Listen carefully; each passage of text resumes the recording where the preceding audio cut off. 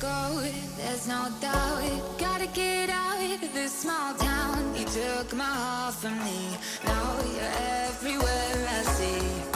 Set me free, let me fly, let me find new kinds of highs. We're just wasting here, waiting for another year.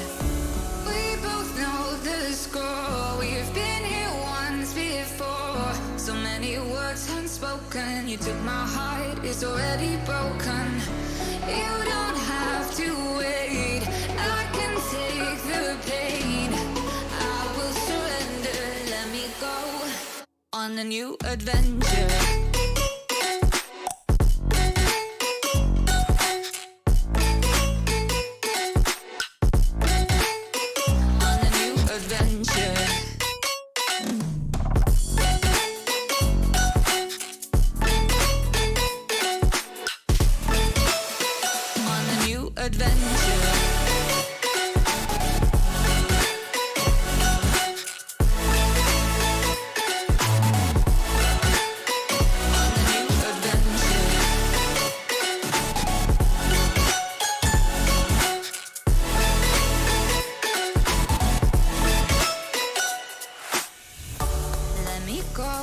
It's my time, watch me build another life. Find another space, explore the world and find my place. Hope you find some peace of mind. Hope the night was worth your time. Threw my heart away, we won't see another day.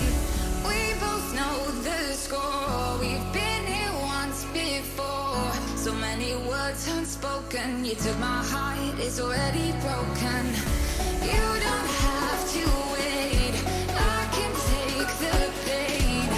I will surrender, let me go. It's a new adventure.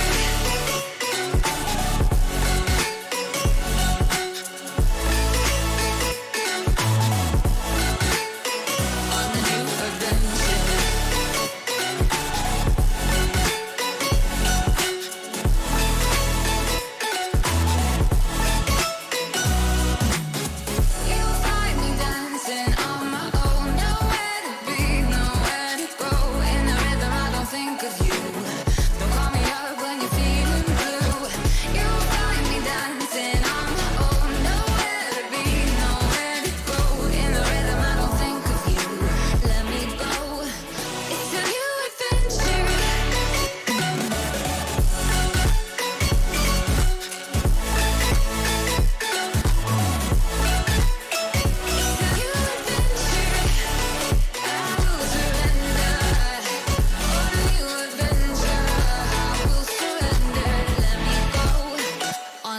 Adventure.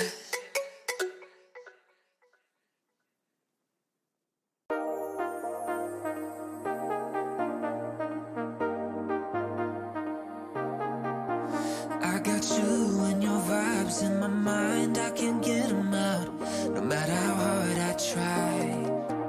I need you and your heart next to mine, yeah, I'm all about keeping it you and I. When you're here, you spark chemical reactions. Your aura strikes like lightning. Got no words, I'm just drowning in attraction.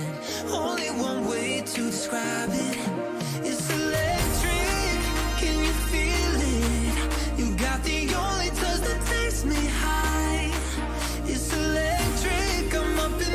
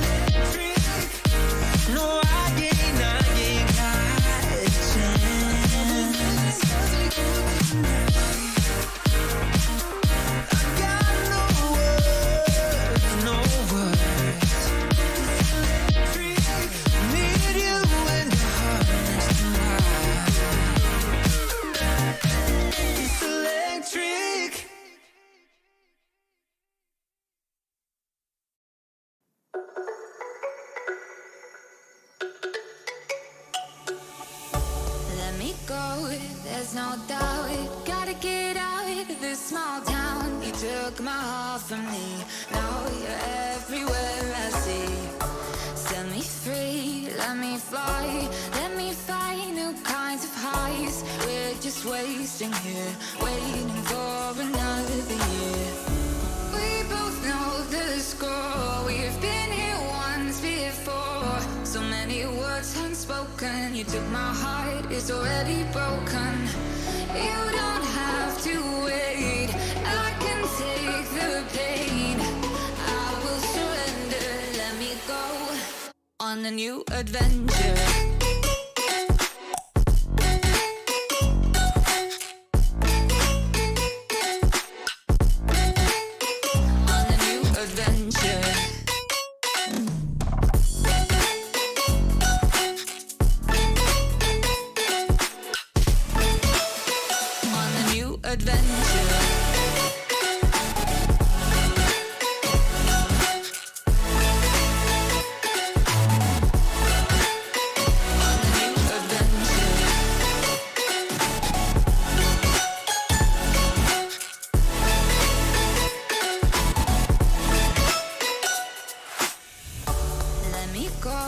It's my time, watch me build another life.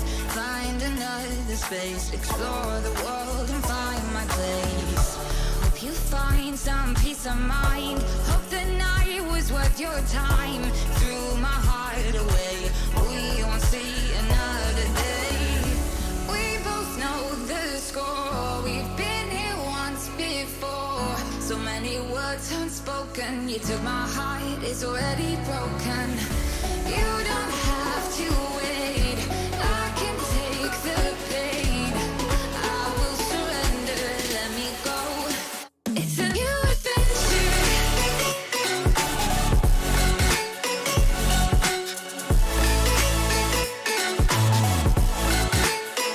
On a new adventure.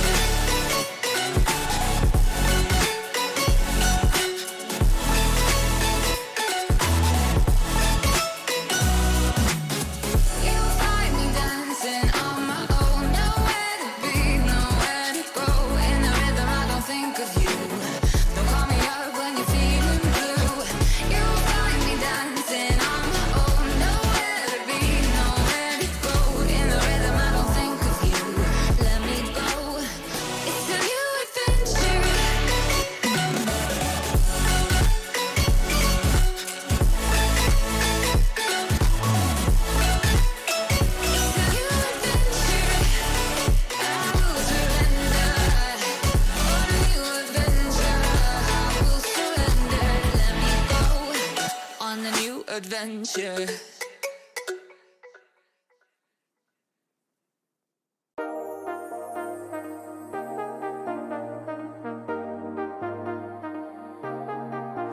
I got you and your vibes in my mind, I can't get them out, no matter how hard I try.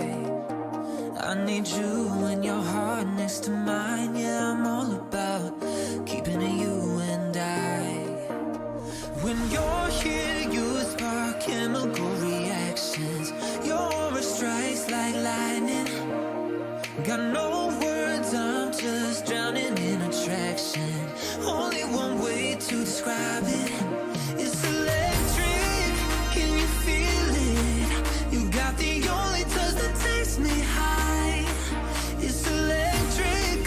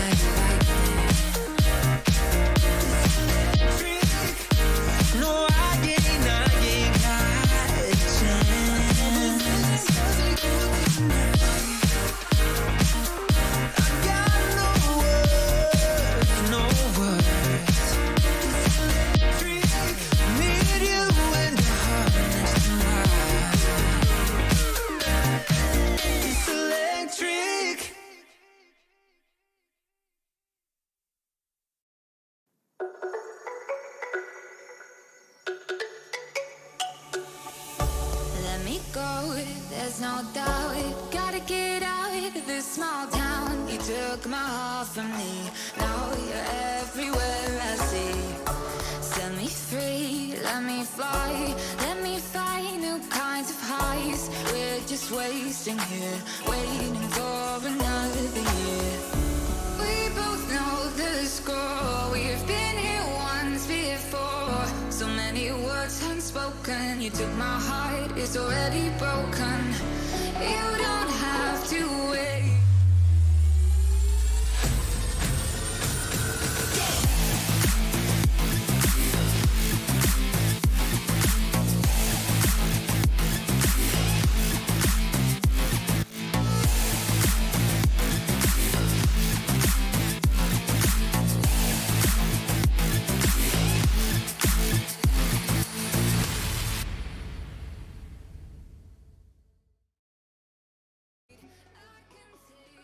Hello, everyone, and welcome back to FSL Dota 2 Elite Day 2. I'm your host, Sophy, and I'm here with caster analyst Otomo. How are you feeling today after yesterday's long and grueling games? Oh, yesterday was insane. We had 3 matches, almost all of them went to 1 hour long. One of them did go into 65 minutes. It was Foxy versus Roar. It was exhausting, but it was awesome. I love the new patch being a bit slower, where there's more comebacks, especially game 1 between Foxy Gaming and Roar. I thought that was the best game we've had. I'm looking forward even more today, because I think that we have the better, not the better teams, but 2 teams that won, each one of them won an open. So that's it'll be awesome. We have Foxy Game went through qualifier. These teams, they're grinders, they're insane, and I'm looking forward to it. Yeah, I mean, and today there's going to be some notable people on these teams, right? So, like you mentioned yesterday, iStar won, was it the Commonwealth Games? Yes, Birmingham, the one Birmingham. Right, and you have a couple high immortals like Gia, top 100. Yes, and Hishiko's she's 7 something. She was on Twitter. She's like, should I go for 8k MMR? I was like, I guess. I mean, if you can, right? The other team, we also have Magic. Magic is with Hishiko. She's just 7k as well. So you have a lot of the top tier of women Dota right here in Southeast Asia. Yeah, I wonder if they were watching the games from last night also, because I wonder if we can see similar picks, similar strats. If there's anything to learn from last night. And once again, the stakes are high. Yes. This is whoever loses this will drop the lower bracket, but that's also the nice thing, is that we have double elim, so it's not completely over if you lose. I mean, if you win, you're guaranteed top 3, $800, pretty good, I mean, that's just top 3, right? So, but if you lose, you might go out 4th, $500. That's nice, but you want a bit more money, right? That's just not enough. I'll be interested to see what they learned from yesterday. One thing that we saw was Dawnbreaker was always picked and banned every game, which I thought was surprising. Yeah, I mean, it's pretty busted here, but let's go on and see what the bracket is looking like. So we have today OO versus Red Hoorse. Yesterday was Foxy Gaming versus Roar, but Foxy Gaming dropped into the lower bracket. But there's still chance for them, like we said. So that is it, basically. Tomorrow will be 3 series, if I'm correct, right? Correct, yes. So that'll be a long day tomorrow. It'll be an exciting day tomorrow, you mean? Excitingly long. But yeah, so we got the OO Red Hoorse game. It's going to be really exciting. They're going to be 2 super strong teams. So, yeah. It's pretty pog. Another interesting thing, by the way, is that OO's carry Magic used to be the carry for Red Hoorse. So she was replaced by Isa. So it's a little bit of a grudge match here. Did you kick me? Did I leave you because you're not good enough? Who knows? But either way, it is going to be. We'll find out who was right and who was left right after, by the end of this series. Yeah. Speaking of Magic, we were watching the last game. Getting very close. I love that she's literally in a pub right now as we are in the lobby waiting for her, and we're all going harassing, complimenting her in Twitch chat, being like, hey, you're gonna earn your team a penalty, minus 30 MMR, also lower bracket, all the fun stuff. What do you mean it could be plus 30 MMR? We're rooting for the win here. We are, yes we are. You're definitely Come on, Otomo. I've had enough of you. Let's go look at the players today. Let's go look at the rosters. Who is on our teams?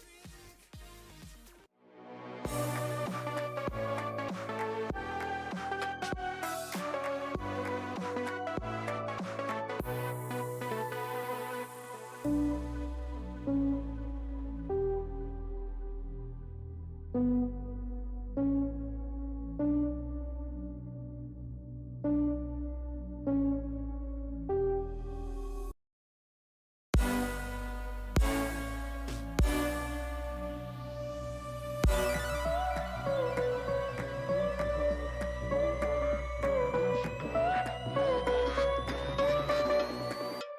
we go.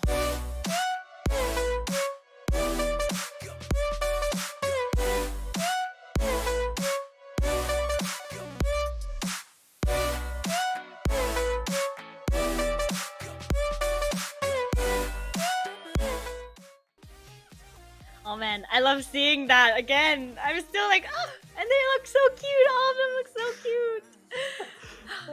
Okay. I like that you can say that. I'm just gonna be quiet. Like, I hadn't noticed anything, you know? Yeah. So a lot of familiar faces, like we were saying. Definitely, yeah. I've seen a lot of them before. Yeah, I'm glad. It's interesting to see this is gonna be a grudge match.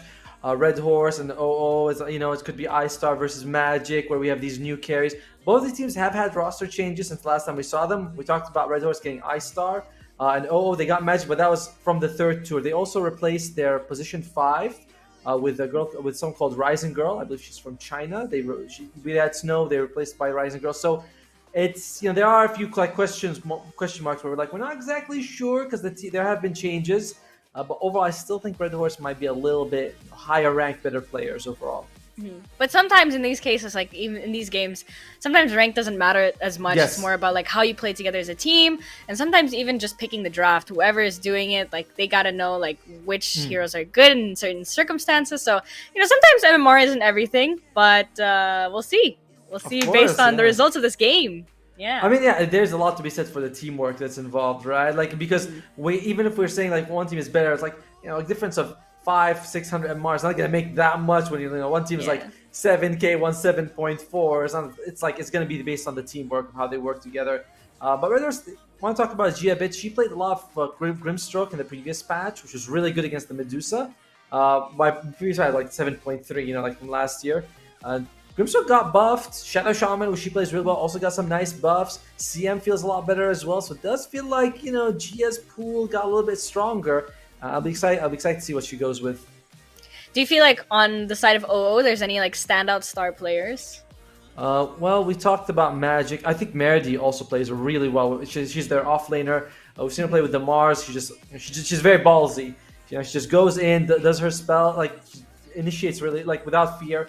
Hishiko is also pretty well known. You know, she's a roaming position 4, aggressive. She plays interesting heroes, you know, like Invoker as a position 4, which we don't see as often, you know, but it works. Quap as well. So she has an interesting hero pool, also an aggressive player, which I like to see.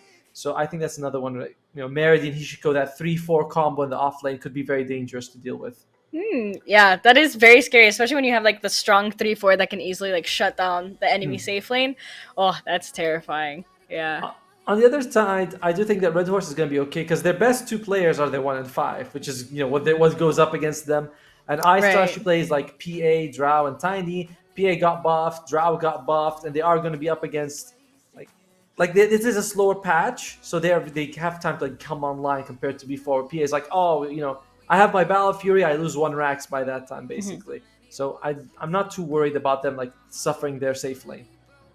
Did you cast the Commonwealth Games, right? Yes. So when you watched iStar, was there like any specific nuances that she did or anything that like really separates her from other carries in the FSL?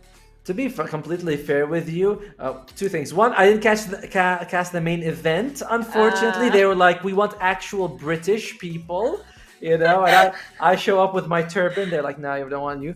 But the other thing is that the Malaysian team just smoked everyone else. That's to be fair. Like, iStar played well, but everyone played well on that team. So it was very hard to be like, oh yeah, iStar would carry them in anything because everyone looks so good on the Malaysian team. Because Malaysia #1, right? That's just how it works. Malaysia Bole.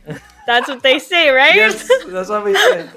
So yeah, iStar, like she played really well, but everyone played really well. It was like 2-0 all the way for Team Malaysia. Wow, that's crazy. That's pretty strong. I mean, I would like to see though Team Philippines versus Team Malaysia. Hopefully next year, right? I mean, we might have. I like that we had the Women's Open. You know, it was just awesome that we had that.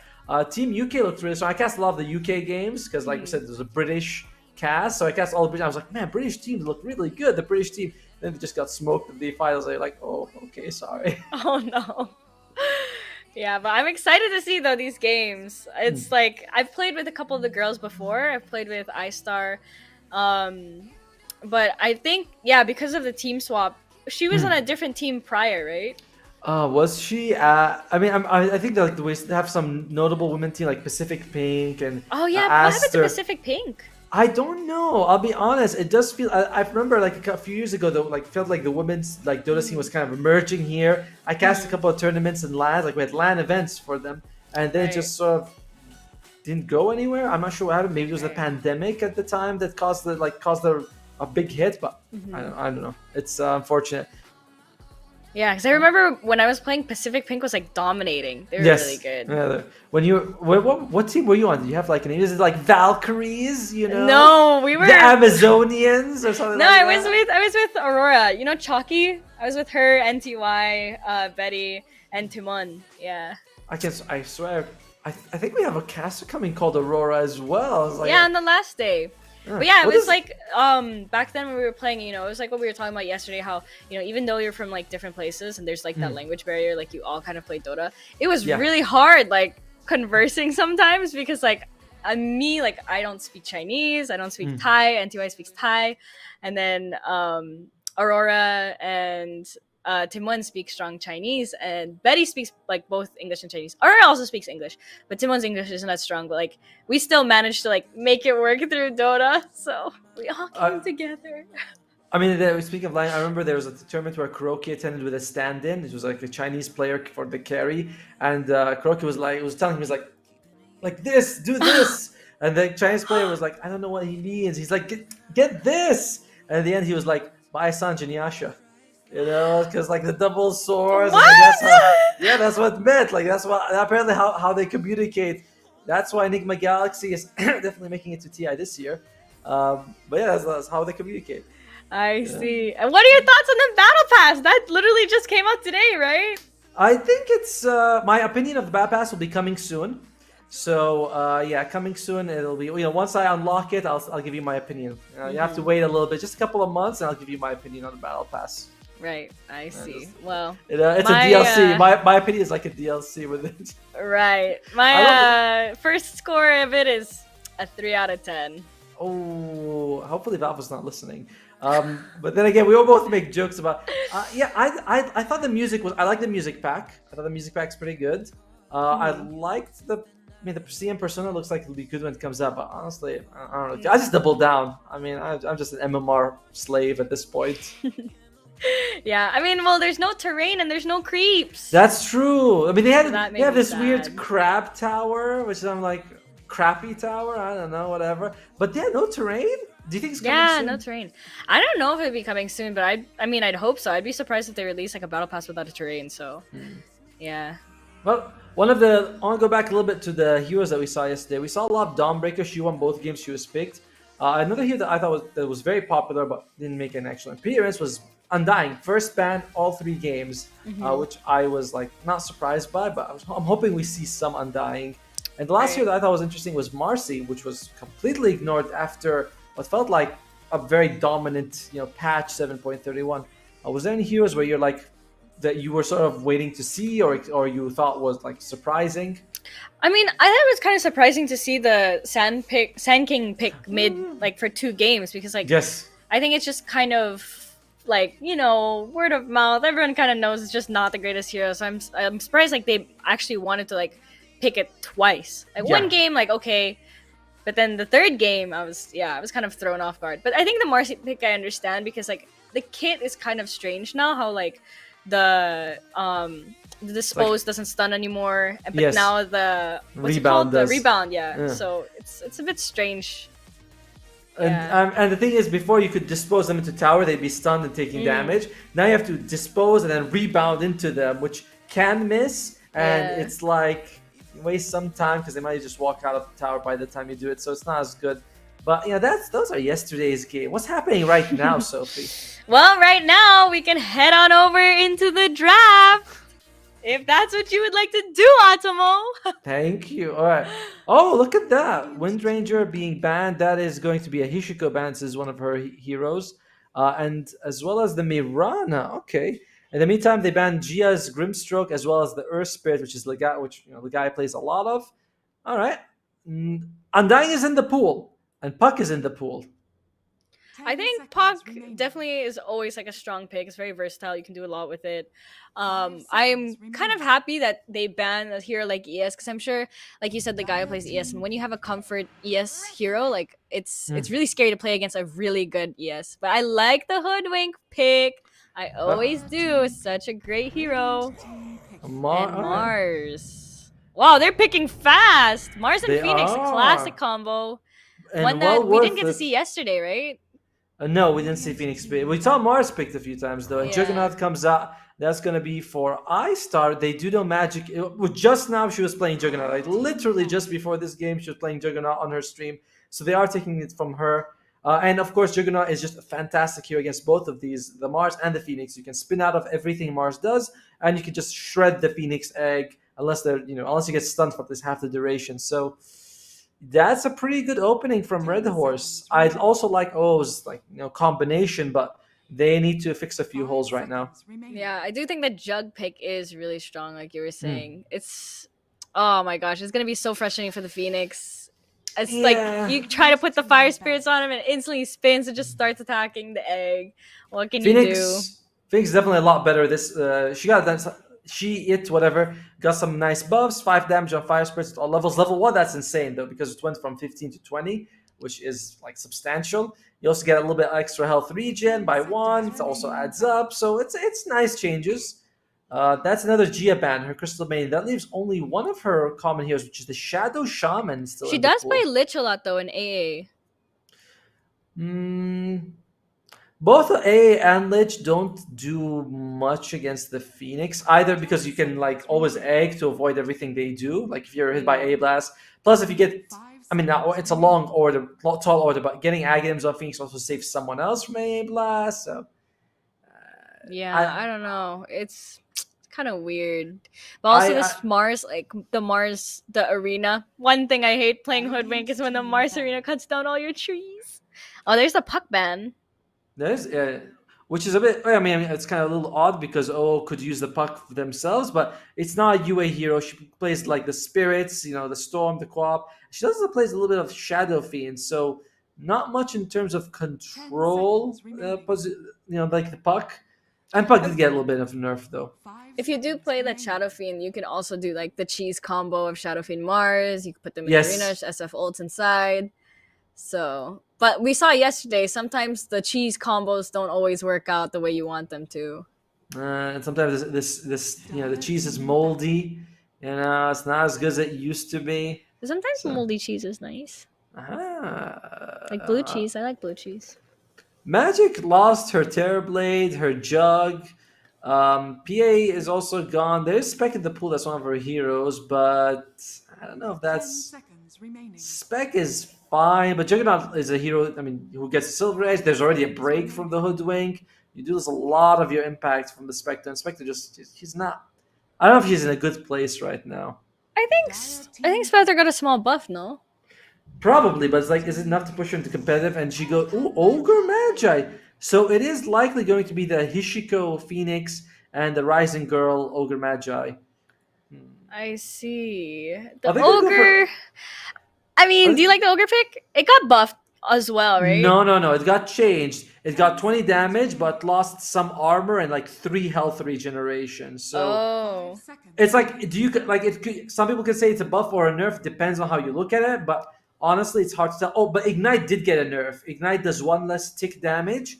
And before, it used to be that the moment you throw Ignite, it does damage. Now it weights 0.1. Which means people can blink if they see it coming. Before they couldn't. That was actually a big nerf for the hero. So Ogre Magi got nerfed to Ignite, and he's got a rebalance to his base abilities. I think he's nerfed. I think his win rate tanked a little bit, but overall, do I like Ogre Magi? No, not in this pick right now. No. Oh god. I mean, if you have the 5 Snapfire with the 1 Jug, it's quite a strong lane. You have the Cookie, Scatter Blast with the spin. I mean, even the Hoodwink is pretty strong with the Juggernaut, right? Yeah, so I think right now the lanes are looking really strong for whoever's with the Jug. I mean, Mars can't really do much. 5 seconds remaining. You just have to, I guess, be smart, time things just right for the Mars, not waste your spells. I don't really see like it's like you said, like the lanes are really strong for Red Horse. Oh, Phoenix is an okay laner. She's more like the hero feels more like a harassing laner than a killing lane. Like you need someone else to really set up the kills. Ogre is a good laner in general, but with the nerfs, not quite as the same thing. And you're going to be up what against a Dragon Knight Snapfire or a Dragon Knight Hoodwink. Like good luck getting kills with the Ogre. Like you're not going to harass Dragon Knight out of the lane. And Luna comes out. Okay, I think this is a solid pick. Definitely, Yeah, I think the Luna's not bad. it is a bit of it's also a bit like it's not a hero we've seen very often because I feel like me and you are a bit apprehensive about it. We're like, Well, it got ugh. changed. Did you see the Lucent Beam thing where every time you hit someone with I think it was every time you hit someone with Lucent Beam, including the Eclipse, your ulti, You get like you get 15 additional damage. 12, yeah, or something like that, 12 or 15. I think it's 12 because 15 is from the Broodmother. Broodmother's new shard is that you get 12 damage a second for its duration. But there's always something we can do which is called reading the patch log. You know, it's like we can always do that and see what happens, and we'll see who's right. If I'm right, do I get anything? You get a good job, Otomo. Oh, fine. It is 15 damage. Oh, okay. Good job, Otomo. Thank you. I'd like a cookie from Snapfire for this one. All right. So we are down to probably the mid laners for each team. I mean, Dragon Knight could go mid. We'll see if Red Hoorse want to go for that. They don't have last pick, but you know they're like mid bans are coming out. We've seen the Storm Spirit, Ember, Puck, Tiny, Queen of Pain, and the Void Spirit. So there's a lot of mids being taken out of the pool. What's left here for Red Horse, Miri? Basically everything is gone. They do take the Lina, who did receive some buff. Yue, she has the Shadow Fiend if she wants to go for it. That is one of her heroes. And honestly, Shadow Fiend feels like a pretty good hero in this game. You want some mixture of magic damage that the hero brings, or you can just combine with the Luna. The presence of the Dark Lord, as well as the bonus damage from Luna, feels like you can really shred like heroes and buildings alike if you take the talent. I like the Lena pick though because you have something to instantly counter the Phoenix Egg. Like it just doesn't become a concern anymore after you have like all the fiery soul stacks. Is that what it's called? Yes. Yeah. To be completely honest, I don't think that we're actually going to see an egg pop off. You got Snapfire, Juggernaut, and Lena. It's like I don't think they were thinking, hey, we need more egg busting people. It's like that. We got enough. But you never know. I mean, if the Phoenix is able to position the eggs like in just the right place, like on top of a cliff or on just right on the edge of a fight, like you never know. It could come off. So I mean, definitely could. It's just like, will it? Yeah, will it? Yeah, like definitely could. All right, I'm still thinking Shafi might not be so bad because it could be a good combo with the Mars. Like there you do the arena, you do the ulti inside would be pretty good. I feel like they need some magic damage, although they do have the Phoenix, which gives you a decent amount as well. What other mids are even in the pool? You got something like the Necrophos and the Death Prophet, but I'm not loving either of them that much. Maybe Death Prophet wouldn't be. That probably wouldn't be so bad.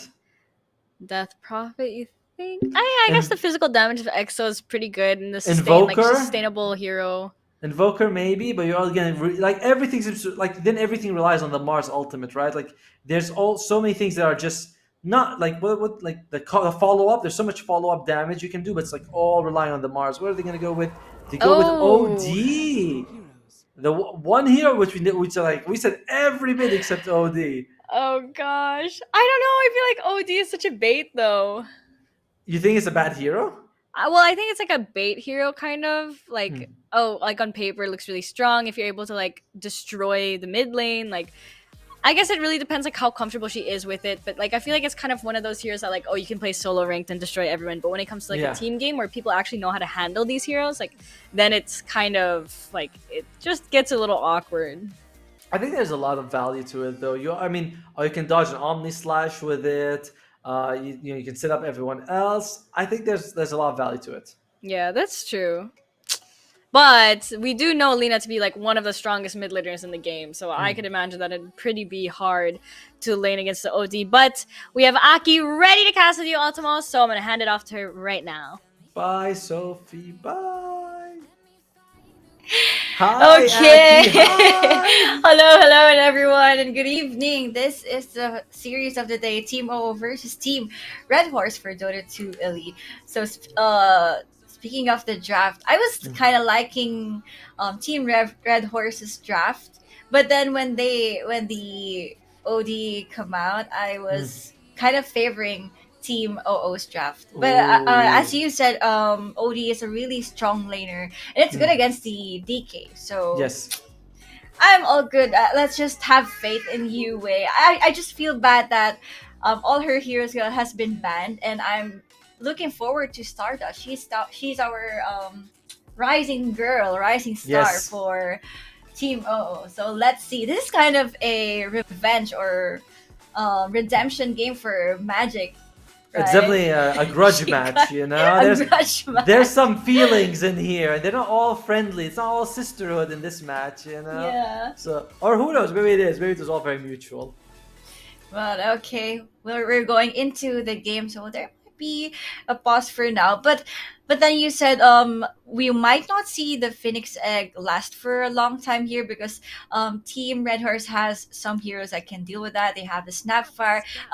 It's not really necessary for the Lina to to break the egg. It's Yeah. the Snapfire's job, I believe. So I mean, Sapphire can do it, Jug can do it. It's more like anyone who can crack the egg, just crack the egg. Right? yeah. Like you got so many options. Whoever's the nearest one should just do it. By the way, I do look at that on the Dire. Oh, they all have the battle pass, but none of the Radiant have battle pass. Unless there's some visual bug. I don't know. Let's see. They might haven't bought the battle pass. I haven't bought it yet too. I'm kind of like I'm having second thoughts. I don't really like the battle pass. What? Everyone seems to not like the battle pass. It's not too bad. It's not too bad. I just bought a new couch, so that's the reason I'm having second thoughts of buying the battle pass. All right, how about this? We'll make a bet. If you're right on who wins the series, I'll buy the battle pass. Really? If I'm right, you give me the couch. That's an expensive couch. I just bought a recliner couch. It's how I do bets with my wife, by the way. She's like, if you win, you order lunch. If I win, we have another baby. I'm like, I don't think these are the. I don't What think a these trade! are- What a trade! Yeah, it's not exactly the same level, you know. That doesn't seem right. Okay. But yeah, going back to the draft here, I just believe that Team OO's draft is best with their combinations, but when the Phoenix Egg was out, so I'm not really sure what they kind of like give for some follow up after the Arena of Blood. So let's be- see. To be fair, as long as Jug is controlled, Mars is okay. As long like if you have Bulwark active, you can dodge a lot of the damage from the Lina, from the Snapfire, Little Ooh. Shred. Like you can help the egg by absorbing the hits yourself because it is like what 70% of the attacks, basically tripling the egg hits. So there is value there. Meredy, she is going boss mode right now. She's like, get out of here. Get out of here. We don't need you here. I mean that's kind of good for Team Red Horse. They force the Phoenix to get that Icarus dive Yes. for her first skill, so there might not be an harassment from the fire spirits and stuff. So this is good for Team Radiant. Yeah, it's very annoying. Like if you're Phoenix, you really don't want to take Icarus dive level 1. Like the Yeah. damage is garbage, the cooldown is long. What can you do? Just give out the right clicks for the Right? meantime. You know, with your 1 armor, you're like, all right, please don't hit me. Let me hit you, but don't hit me back. Yeah, and you wear. So let's see. This is kind of an interesting matchup. I have always been I have always been biased with Mary. She's my idol, ever since. And I mean, she is part of probably like what the strongest team right now. Yeah. She's always done very well, and she's on a hero who can scale. We saw yesterday Lina absolutely crush game 1 when she was being played by Roar. So I imagine Mary can just do the same as well. But she's up against another scaling mid laner, which is Yue. So both of these two heroes, I gotta admit, it's hard to tell who's going to come out on top. You know, Alina can harass really well, but OT can just send you to the astral realm whenever she feels like it. And I think at some point of the game, Lina can just have that Shadow Blade and stuff so she can reposition herself well. And I think that's the case that you can just go on top of the OD. So we will see. And as we've seen yesterday, Lina became some kind of like second carry. Yes. So this might happen also for Team Red Hoorse. Top lane, by the way, this is going to be the Hoodwink and the Dragon Knight. That's a pretty good amount of damage. They can definitely kill the Luna if she's out of position. Ogre maybe not so much. At the same time, Hoodwink is pretty susceptible to dying herself. Yeah. So you gotta be careful on both sides.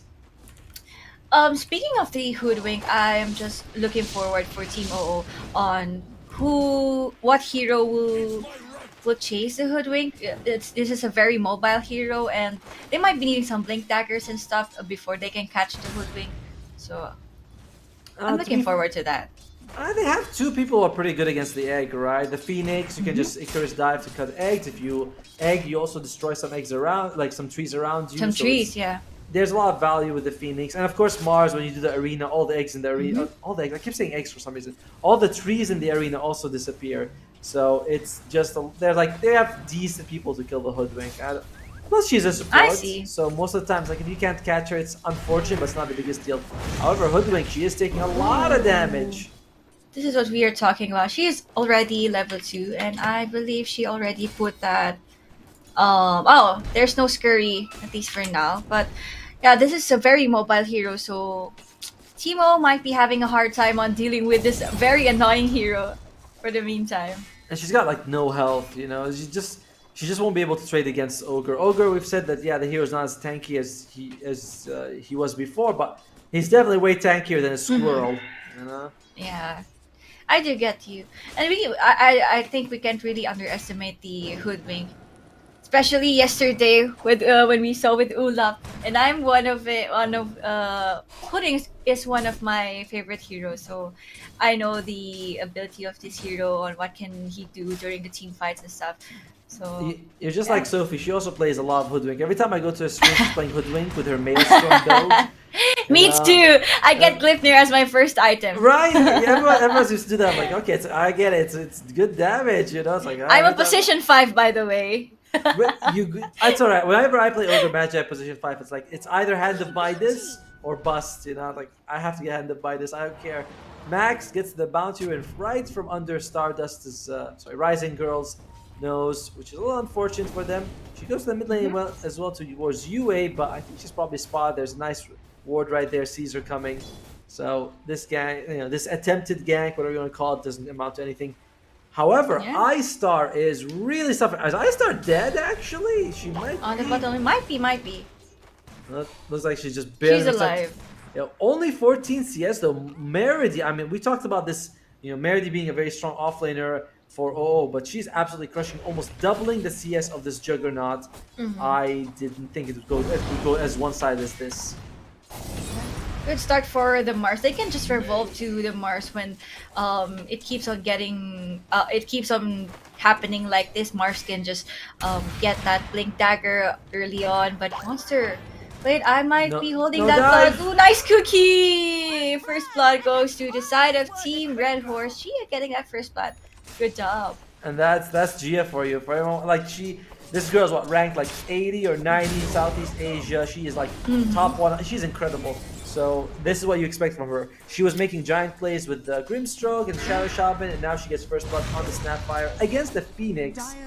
Something you see very often. Stardust take a lot of damage here. Magic getting stunned. The Magic might actually lose her life. She needs about a couple more hits though, and she's very fast. This is the benefit of Luna. 325 base movement speed, faster than some heroes with boots, basically.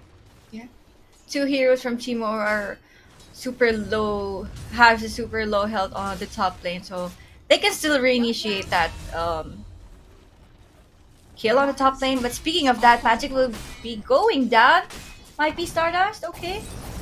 And Hoodwink's just super annoying. Yeah, she walks in and Stardust. I mean, wow. Stardust Rising. We're gonna call her Stardust. I don't care, just because she shows up. She walks in, Radiant's takes a courier fire has breath to been the face. A little Yeah. bit too greedy. In the meantime, Monster does. Sorry, Hishiko was able to get the courier kill. It's not much though. You're 3 kills behind on 0-0. Not the start you want, but they do have great team fight to come back. We might be seeing that later, and maybe for this OD as well, when she gets a good rune to that can be used for rotation and stuff. We might see a rotation from this OD later on. She might be This- going to the bottom lane, I believe. Despite how everything, despite the 3 kill advantage, oh, they're gonna go for it. Can we get Nice the vision. hoodwink? Oh, she plants a tree in front of it. She basically dares them to come forward so she can bushwhack them, and she does. And she makes that alive. Hezilia is insane. Sorry, Legai is insane. Well done by her. I mean, she puts an echo shot right in front of her face just so she can bushwhack them if they come close. And also it gives them like a tiny bit of like fog of Was war. that the acorn shard, or she just placed an iron branch? I don't know. Actually, that's a good one. It's one or the other. It's one or the other. You're the analyst. You know. In the meantime, though, Hezilia, she's taking a bit of damage, but you're not killing her. She's only got 1 point. She's way too tanky. Insanely tanky. And Stardust moves forward a bit too far. Stardust, is she gonna lose her life? An Acorn shot gets it. She dies. Double bounces from the Acorn shot. Brings her down. And Stardust, I think this is her second death in the game on an Ogre. Meanwhile, bottom lane, Meredith, are you gonna be okay? Meredith taking quite a bit of damage. I think they're gonna be able to kill Gia. They do, but Monster, No are more you gonna be Icarus okay Sun? here? Hishiko is gonna lose her life. Omni Slash to the face. And that's the Birmingham champion with a double kill. Yeah. Having that kind of experience, you can really bring that to the whole team. You can share that experience to the whole team, and that's what we are seeing right now. And yeah, good start for Team Red Horse. 6-1 is just scored on the board, and this Jug is really farmed up. Like, she just bounced back from that lane against the Mars. You said earlier that Mars is doubling that. Last hits and denies, but yeah, she got double kill, and I believe she's now ready to go in the jungle. But, well, Yue's got the Meteor Hammer. We'll see if she wants to actually start making moves with this. This Yeah. item didn't receive a little bit of nerfs. Not this patch, but one patch ago. Oh, beautiful. Immediately gets rid of that tree, saying, like, yeah, I do not want to be bushwhacked. And Yue, she's 1 versus 3 in the mid lane. Takes a cookie. I feel like that was going to happen eventually. Yue, oh my. They do know. All too much. Here she goes here, trying to help out with those fire spirits, but it's not going to amount to anything. Yeah, they do know Team Red Horse. They know what hero they should slow down for. Team OO, that's the OD with the Meteor Hammer, and it might start to go rotating and going around the map killing people. So yeah, that's kind of a good kill for Team Red Horse. It's another one, right, to add. So far, well, they only got one. Ooh, nice push one again. The Yeah, OD's here. Oh, OD's here. She's gonna be able to use the Meteor Hammer. It's gonna land in time. It looks like, well, that's gonna be the first kill at least on Legaia, but they do lose Stardust in return.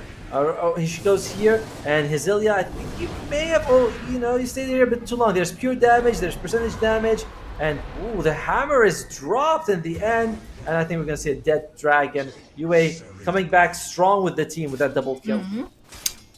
Nice TP on the top lane, but this might leave the Lina having the lane for herself on the mid lane. And again, Lina is not a kind of rotation hero, but she does that at least pretty good. But she can just take down the tower, the tier 1 tower, at least for now, before rotating. That's what Mary can do for now. Magic. Okay. No, she's just gonna be fine. Alright, we are in the 10-minute mark. We're still, we're gonna see Ogre Might is still level 4.5, so she's gonna take some time top lane. That's another Meteor Hammer combo, but no ultimate on UA, so she's not very unlikely she's gonna be able to kill that. Yeah, pretty she might tanky need to be Dragon Knight. careful. There's a group up from Team Red Horse here, but they don't have any vision, so they can just still attempt. And Mary going on the rotation at the top lane. Gets Ooh, the ward right in the face of Team Red Horse. She's going for the combo. Holy moly! Very brave, and the arena comes out. They do get the plants on the Lina. Looks like they're gonna be able to get the kill on Mary. Mary does fall, and backup's coming out here from Magic as well as Hishiko. This could be a nice triple kill here for for OO, and it's just what they need. Hazel's gonna die, so it's 2 cores and the position 5 doesn't matter, but still, that's 3 kills this early in the stage, Yeah. and suddenly we are.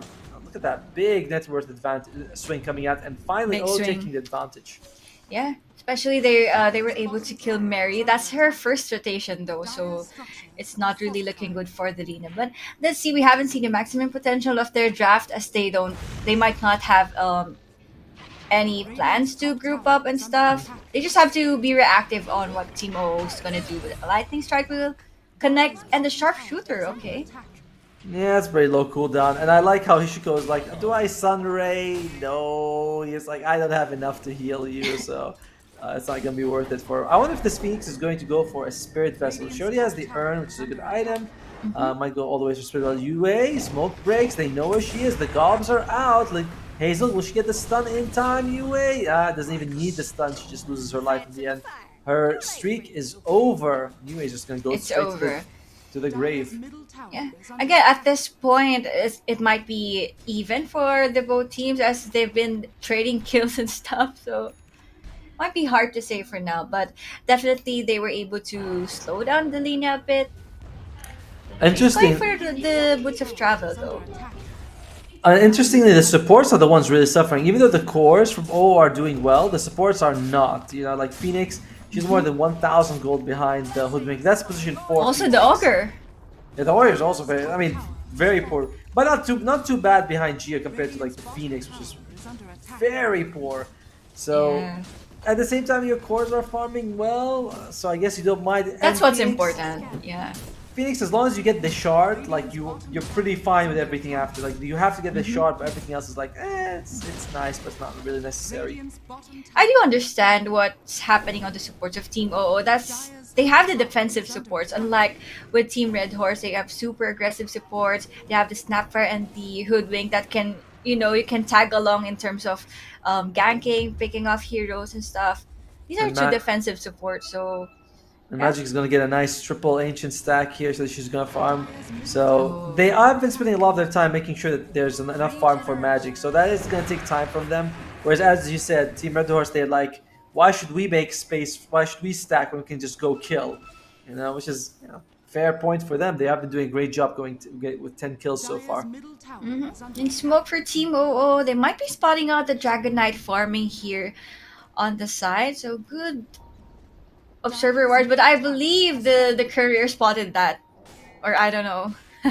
Unlikely unless they have a sentry in the vicinity. There's so no I don't- sentry. Okay, yeah. Yeah, so it's just draw. Oh, but they are gonna be able to get Hazel. Hazel's gonna fall anyway. The arena is used, and there's the Snapfire ultimate. Stardust looks like she's just gonna be probably fine. Hey, Hishiko. Oh, she uses the Sunray in a very awkward position. I think she wanted to. Maybe that was a misclick. But in the end, it's gonna be a 2-for-1 trade. Yeah, you get Hazel, but you lose both of your supports, and these supports, Yeah. I mean, they're pretty item independent, but it would be nice if they get something at least. Yeah. They cannot keep on dying. And I just get what happened to the Phoenix. You can just cast the Phoenix Egg right in the face of the Lina, right? Of course. And it's like a Alita Juggernaut. It's like, alright, I mean, there's no way I'm gonna be using the egg there.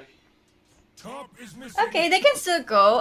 Arena of Blood doesn't have that long cooldown, and especially they still have the Phoenix Egg, at least for now, and the ultimate from the OT, so they can just attempt again. But Again, they weren't able to touch the Juggernaut just yet for now. So Mary is doing a good job. She's pulling further and further ahead from Hazelia. She's got that Blink Dagger, whereas Hazelia, I think she's still, where is she in the Blink Dagger?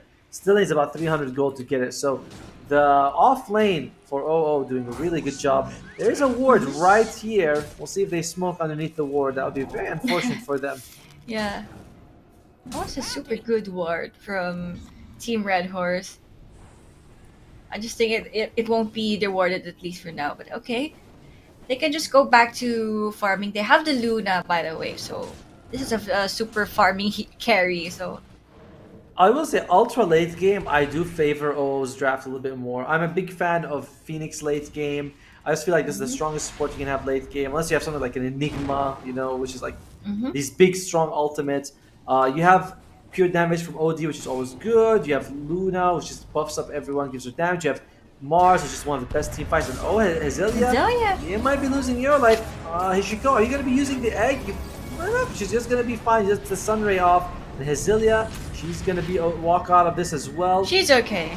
So Ice Stars, everyone's here, and the egg does come out in a very awkward position. It's a bit like far from the fight, but nice drop by Yue, getting only one kill on Miri. At the end, though, it's still a 3-for-1 trade. Good Icarus dive here for Hishiko, but it's not enough. You lost a lot in that fight.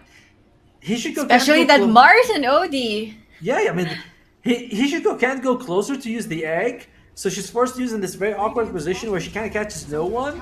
I believe she catched 3. She caught 3. She stunned 3 on that, but there's no follow-up. She's alone. Yeah, exactly. So it's like if you go closer, the egg gets destroyed, but if you don't, it's like if you don't go close, you don't have the same impact.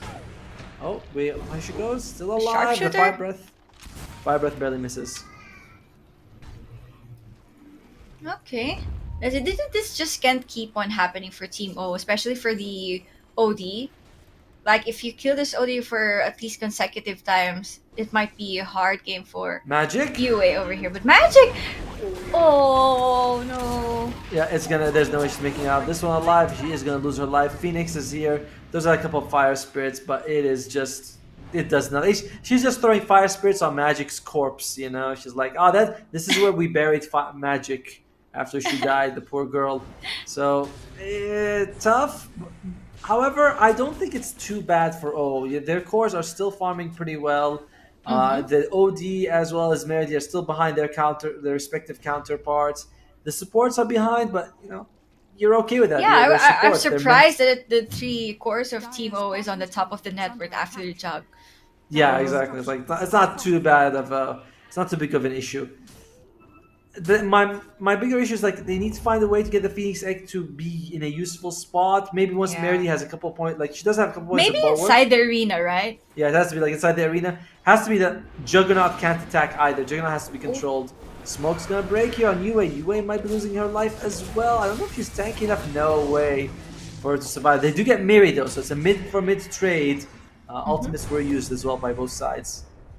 Yeah, that's a kind of even trade-off. And if we're going to look at the net worth lead, it's not going up. No, it's not. Still on 1K. So yeah, I feel like we're still having an even game for the both teams. I'm just looking forward for the team fight later. And especially that Phoenix Egg that you were saying. But okay. The Phoenix Egg that's never coming, That'll be nice if it shows up at some point. In terms of items, let's do a little bit of an item rundown here. Hoodwink's is going to go for that. Waiting for Yules. Yeah. Actually.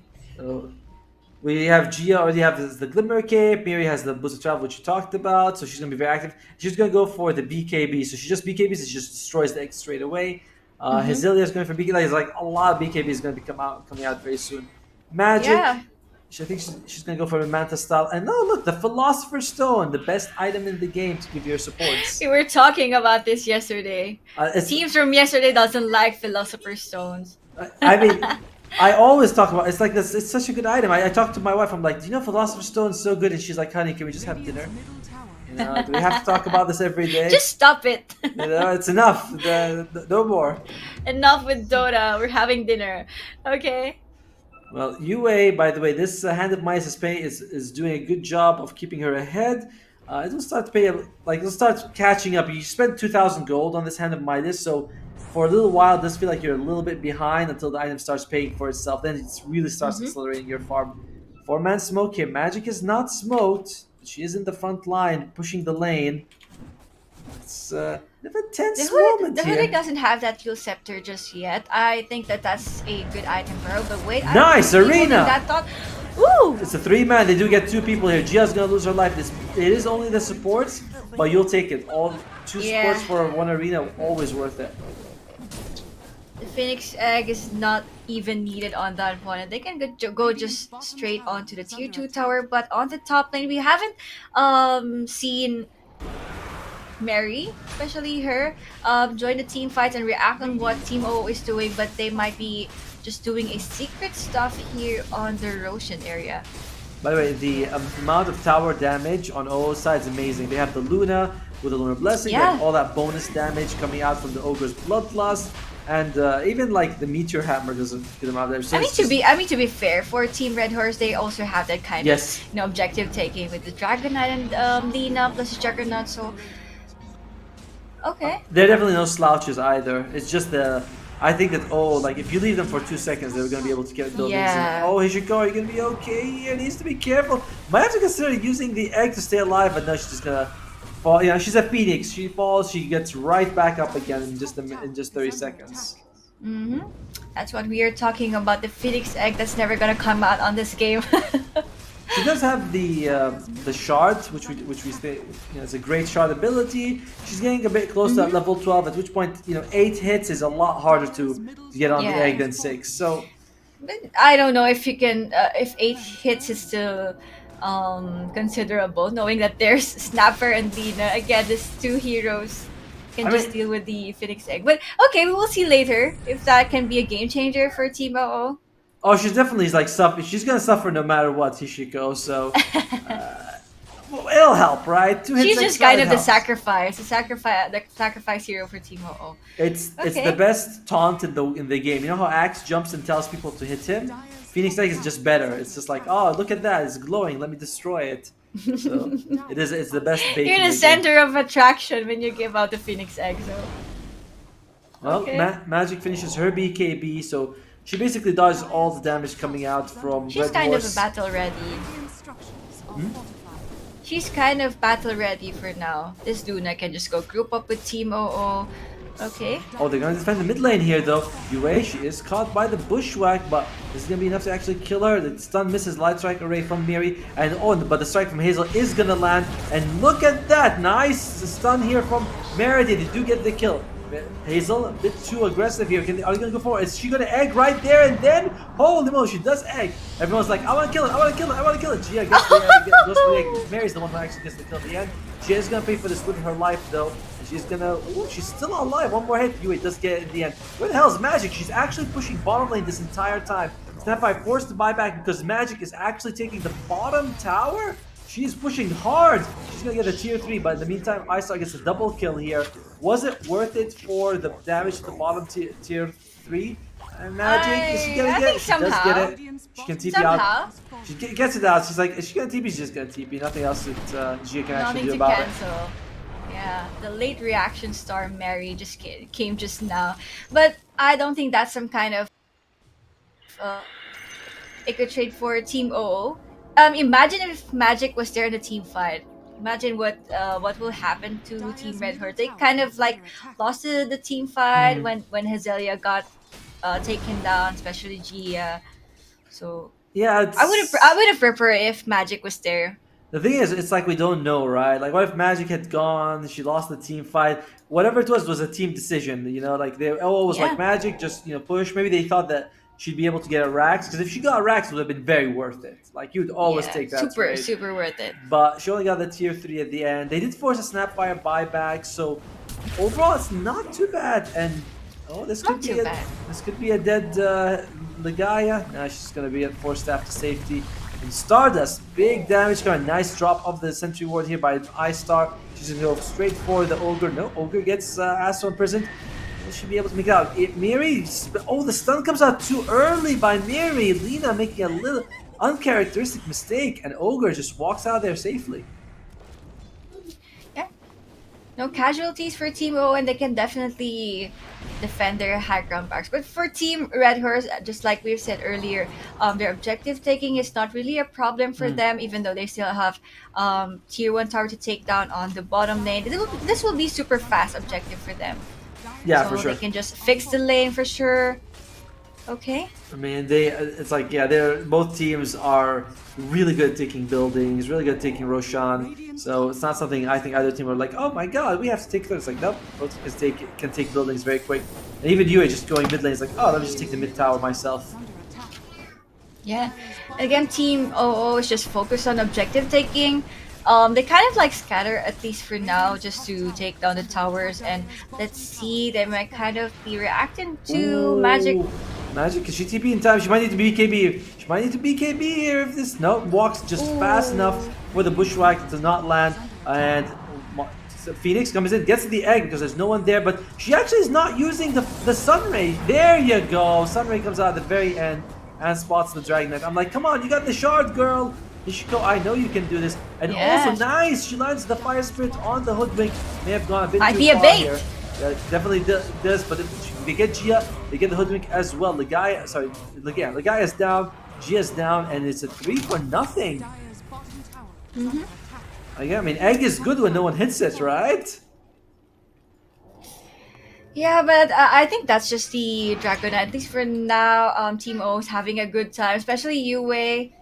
She has the BKB already, so she can't get controlled easily during the team fight. So this is their kind of like team fight advantage. But do they have the vision here?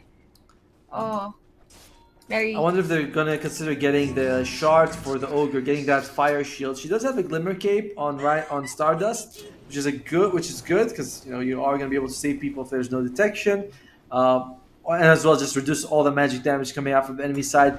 But they're still gonna be taking some damage, especially if a sentry. So maybe she wants to go for that Aghanim shard after. We'll see. She already has. They can just take the shard on the Roshan, I believe. Oh, that's true, right? But wait for the second shard. On the other hand, there are other good shard contenders like the Luna, the OG. But she's super poor right now. She's aiming for the four staff, which is super essential for an Ogre Magi, so she can't be easily controlled during the team fight. She's a tanky hero, so she just needs to survive and just go on the sidelines and stuff. She's definitely a very strong girl for sure. Yeah. And Gia drops sentry, get rid of that. Now both teams, Roshan's gonna be up in either 4 minutes to 7 minutes. Sorry, no, one minute to 4 minutes. My bad. Yeah, 1 minute to 4 minutes, depending on how long it's gonna take to respawn. Okay, they have the Phoenix secondary. Smoke breaks here. I start walking in first. They might be able to get Mary before she does anything. Mary does fall. Ishiko dives in, but she takes so much damage. Are they gonna focus the egg? It looks like they're just gonna let the egg pop. They're like, we don't really care. And again, the Phoenix Sunray comes out a bit late, but it's not gonna be enough anyway because Yue is gonna lose her life, and so is Stardust. And Phoenix is able to go out. But no, Hoodwink is like, I got the 4-step, I got the Bushwhack, I got you dead to rights, and looks like Phoenix is gonna fall. Miri, the triple kill. Meredy dying very quickly in that fight, unable to get her BKB off. Her role here is super crucial. She can't just die firstly before the team fight starts. She's the initiator, right? So that's what happened to Team OO. They don't have the Mars, so they can't do anything during the team fight. And especially Yue got controlled on the backline, so I just believe the vision is the big deal here for Team Red Hoorse. They have the better vision. They have also the Observer Ward. So when the smoke popped up, they already know what they have to do.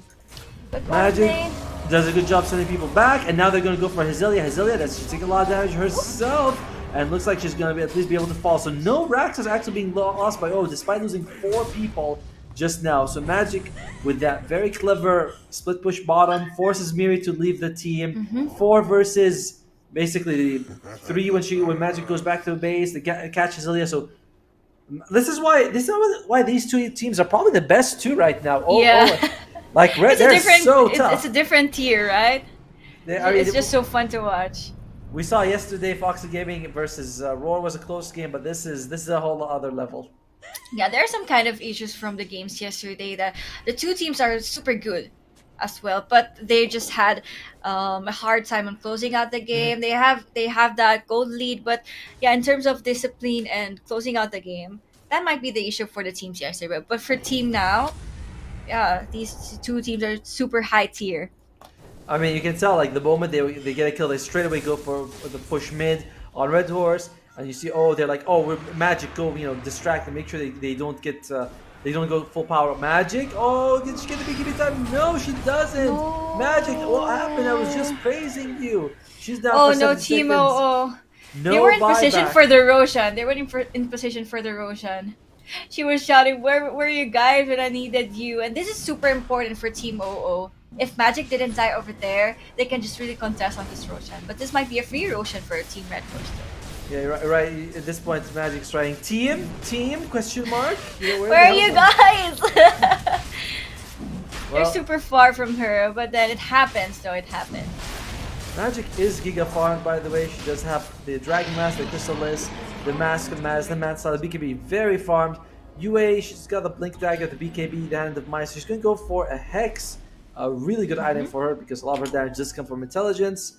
We haven't. Meridy's still a bit far from that Refresher Orb right now. She's about halfway through, so it's going to take some time before she gets it. They might be needing some team fights to win and some pick-offs before they can have that. But okay, This Team might be. Red Horse. I think they'll be Akke. okay with giving the mid racks. Magic's gonna come up in like 3 seconds. Just like, yeah. Oh, they do actually get a kill on Legaia as well. So that's kind of good for them. Mary, she walks in. I think we see this. The dust comes out. Can they catch anyone? They do catch Mary. Mary, is she gonna lose her life? And she does. Very no. mistake. Okay, the egg comes out, but I start immediately going for the egg. Can she get in time? She does. This is what we talk about. Juggernaut Oh. insane against the egg. But at the same time, you have lost your best support, your best helper, the Lina, and Omnislash comes Omnislash? out. Merity, very tanky though. And she's still gonna live. In the meantime, they lose Stardust in the back line here, and are they gonna be able to go for more? Buyback comes out for the Phoenix. Gia is down. UA is here. The dust comes out. Can they get the spear on I-Star? Looks like it was on cooldown, but they are gonna be able to get kill on the Dragon Knight.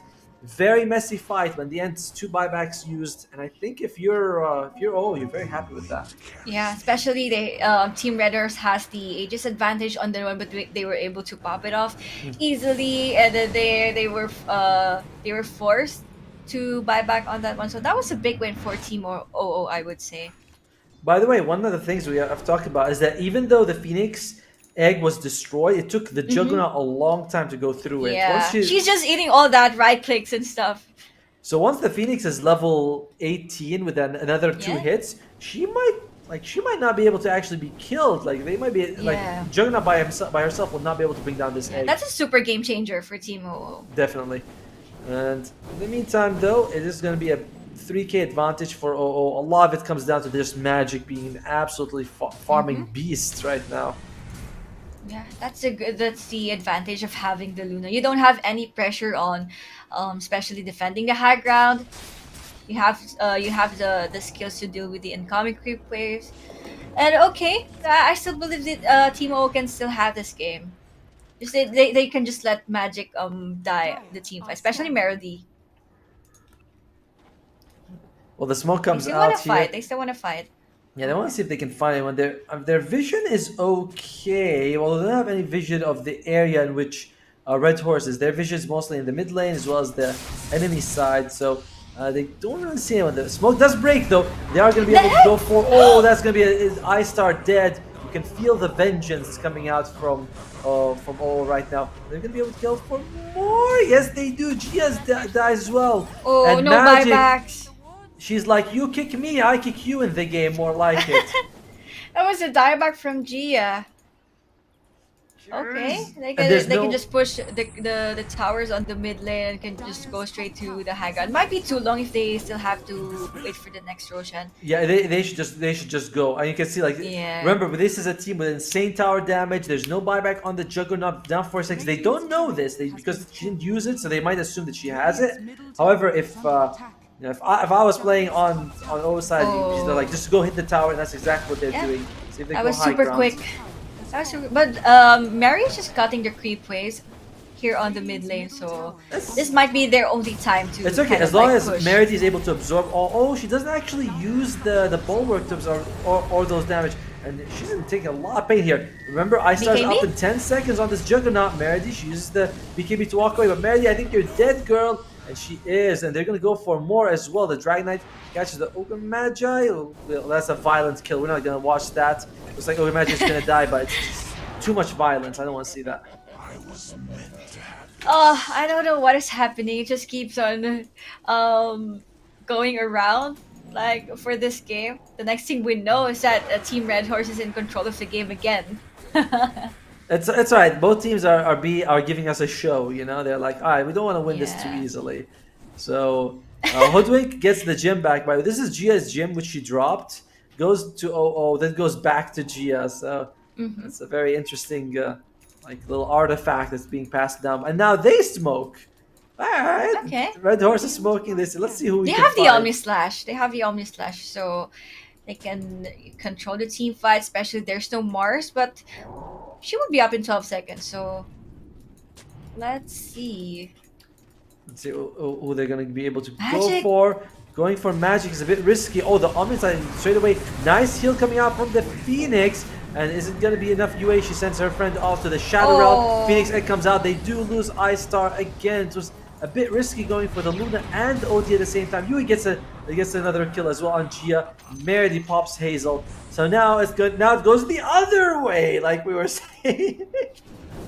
And now it's going to be OO with a big advantage, bringing down 2 cores. There's a buyback on Hazel, but there's nothing on There's on no Ice detection. Star. Okay. She got dusted, Mary.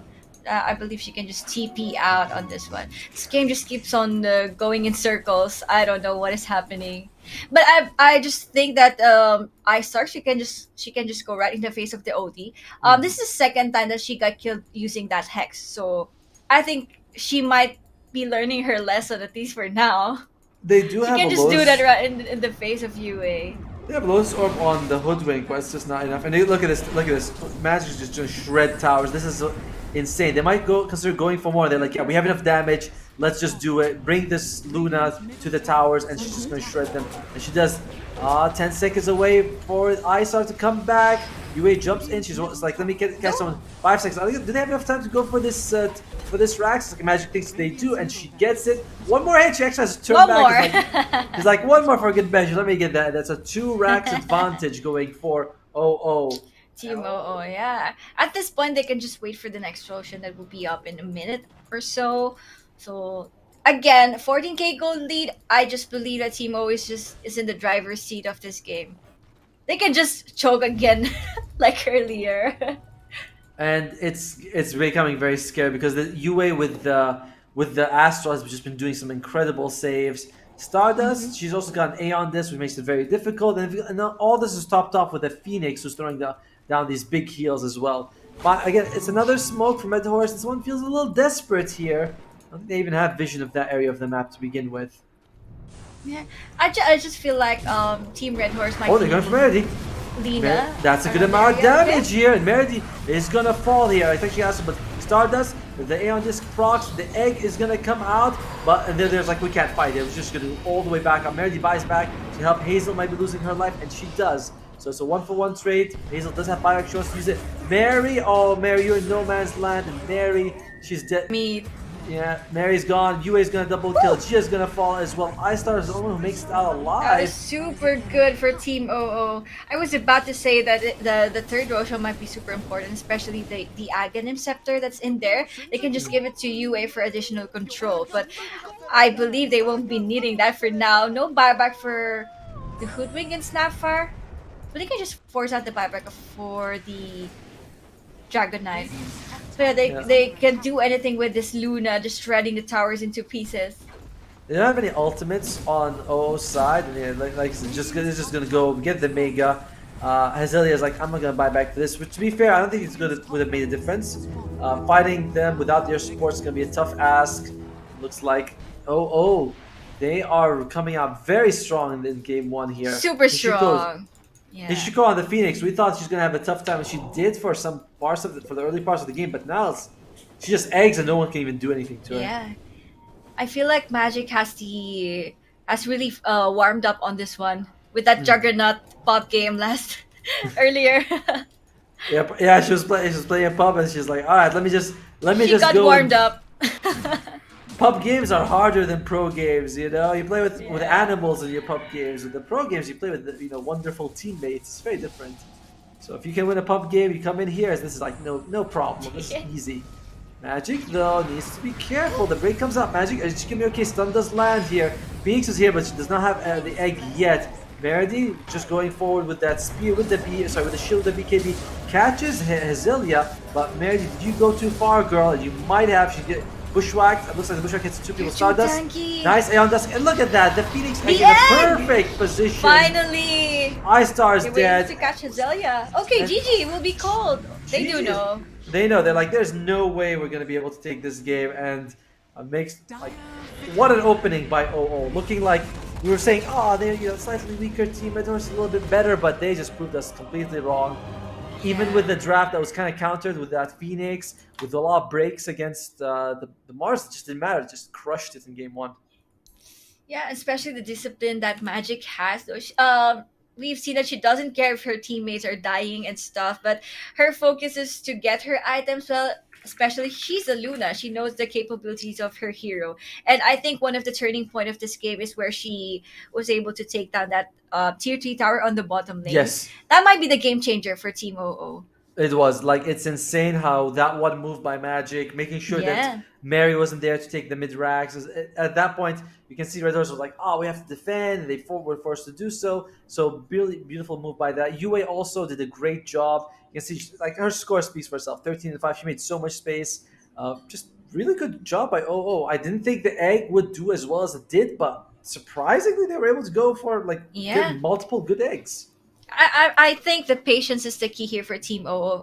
We get the what might happen on the Phoenix on the early games since she's too vulnerable, and we've talked about that there's the Snapfire, the Lina, and the Juggernaut. But then the patience is the key for them. So the time she got her levels and the items and the right talent for this Phoenix, everything just goes in the way of Team OO. And that's a good start for this upper bracket match. I mean, I want to also just make sure we mention Meredy on the Mars. Like, she was getting all like those 3-man arenas, which really set up everything. Because we were saying like before the pregame show, we were like saying she's insane on her offlane heroes. She just jumps in, vision, no vision, I don't care. I'm just going to throw my spells, and it works very well for her. However, that's just game one. That's just game one one. goes to OO. Red Hoorse has a chance to come back, but they're gonna have to come back after we go for a break. We're gonna go for about 10-minute break. We're gonna come back with game 2 of Red Hoorse versus OO. Stay right here, or go get a drink. We'll be back in 10 minutes. See ya.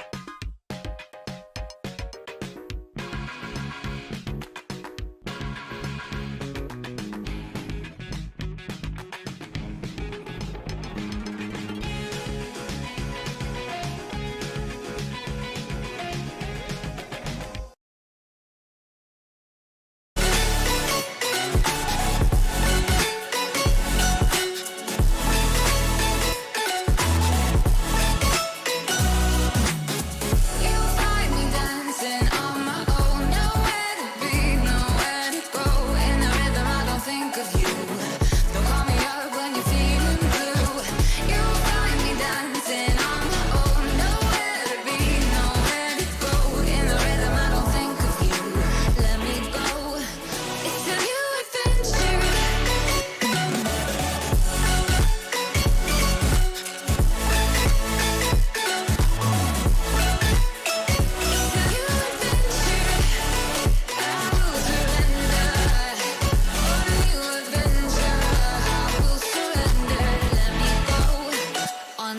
Adventure.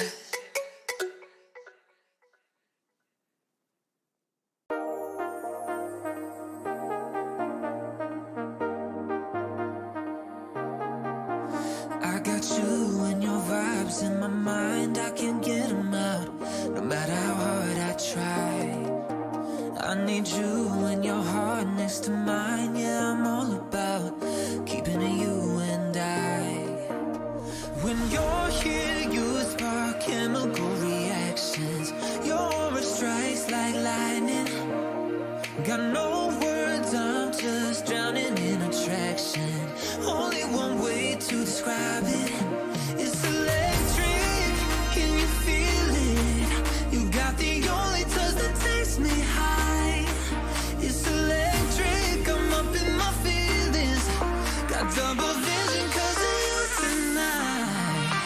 It's electric.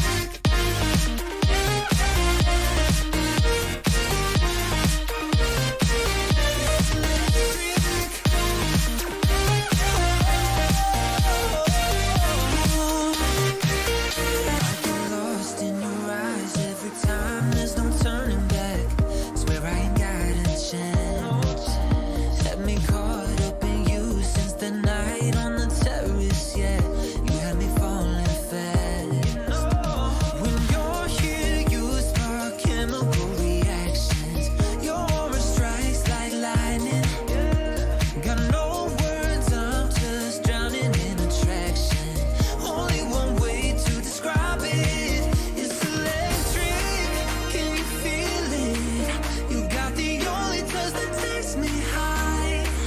It's electric. I'm up in my feelings. Got double vision 'cause of you tonight. It's electric. Got double vision. I get lost in your eyes every time.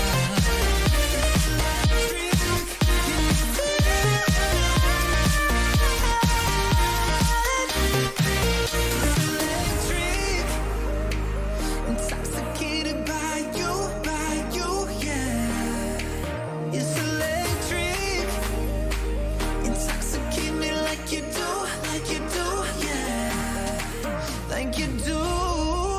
It's electric. Can you feel it? You got the only touch that takes me high. It's electric. I'm up in my feelings. Got double vision 'cause of you tonight. It's electric.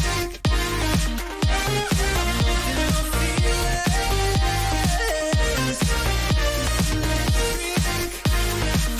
You spark chemical reactions.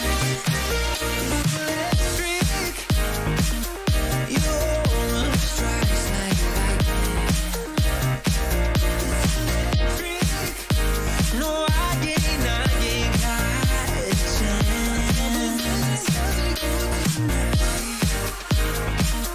I got no words. Need you in the heart next to mine. It's electric.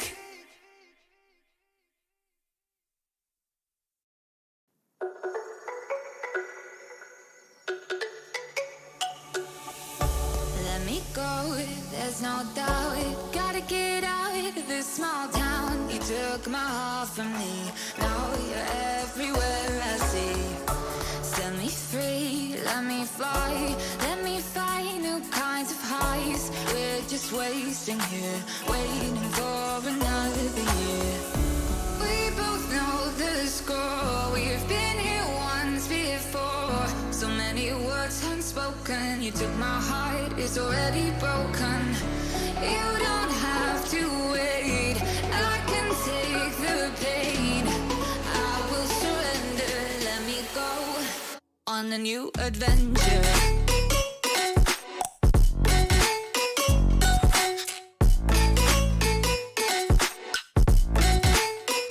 On a new adventure.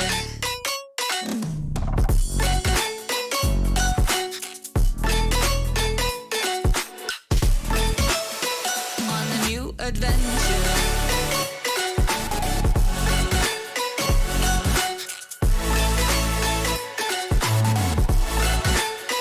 On a new adventure.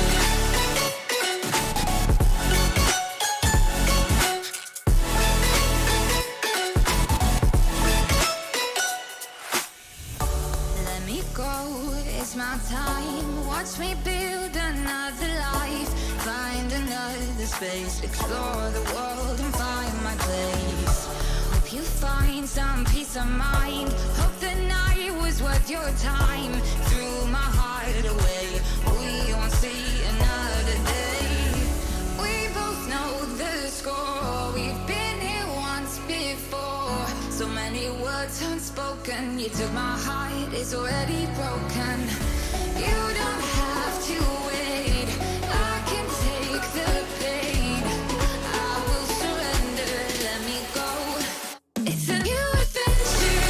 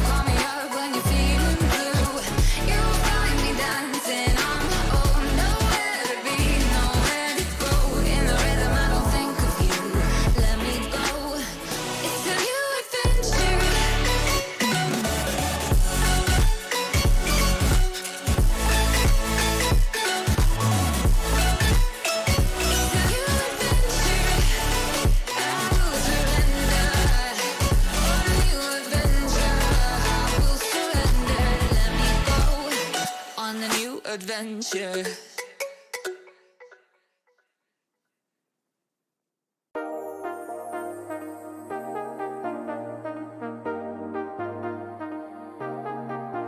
I got you and your vibes in my mind, I can't get them out, no matter how hard I try. I need you and your heart next to mine, yeah, I'm all about keeping it you and I. When you're here, you spark chemical reactions, your aura strikes like lightning. Got no words, I'm just drowning in attraction. Only one way to describe it. It's electric, can you feel it?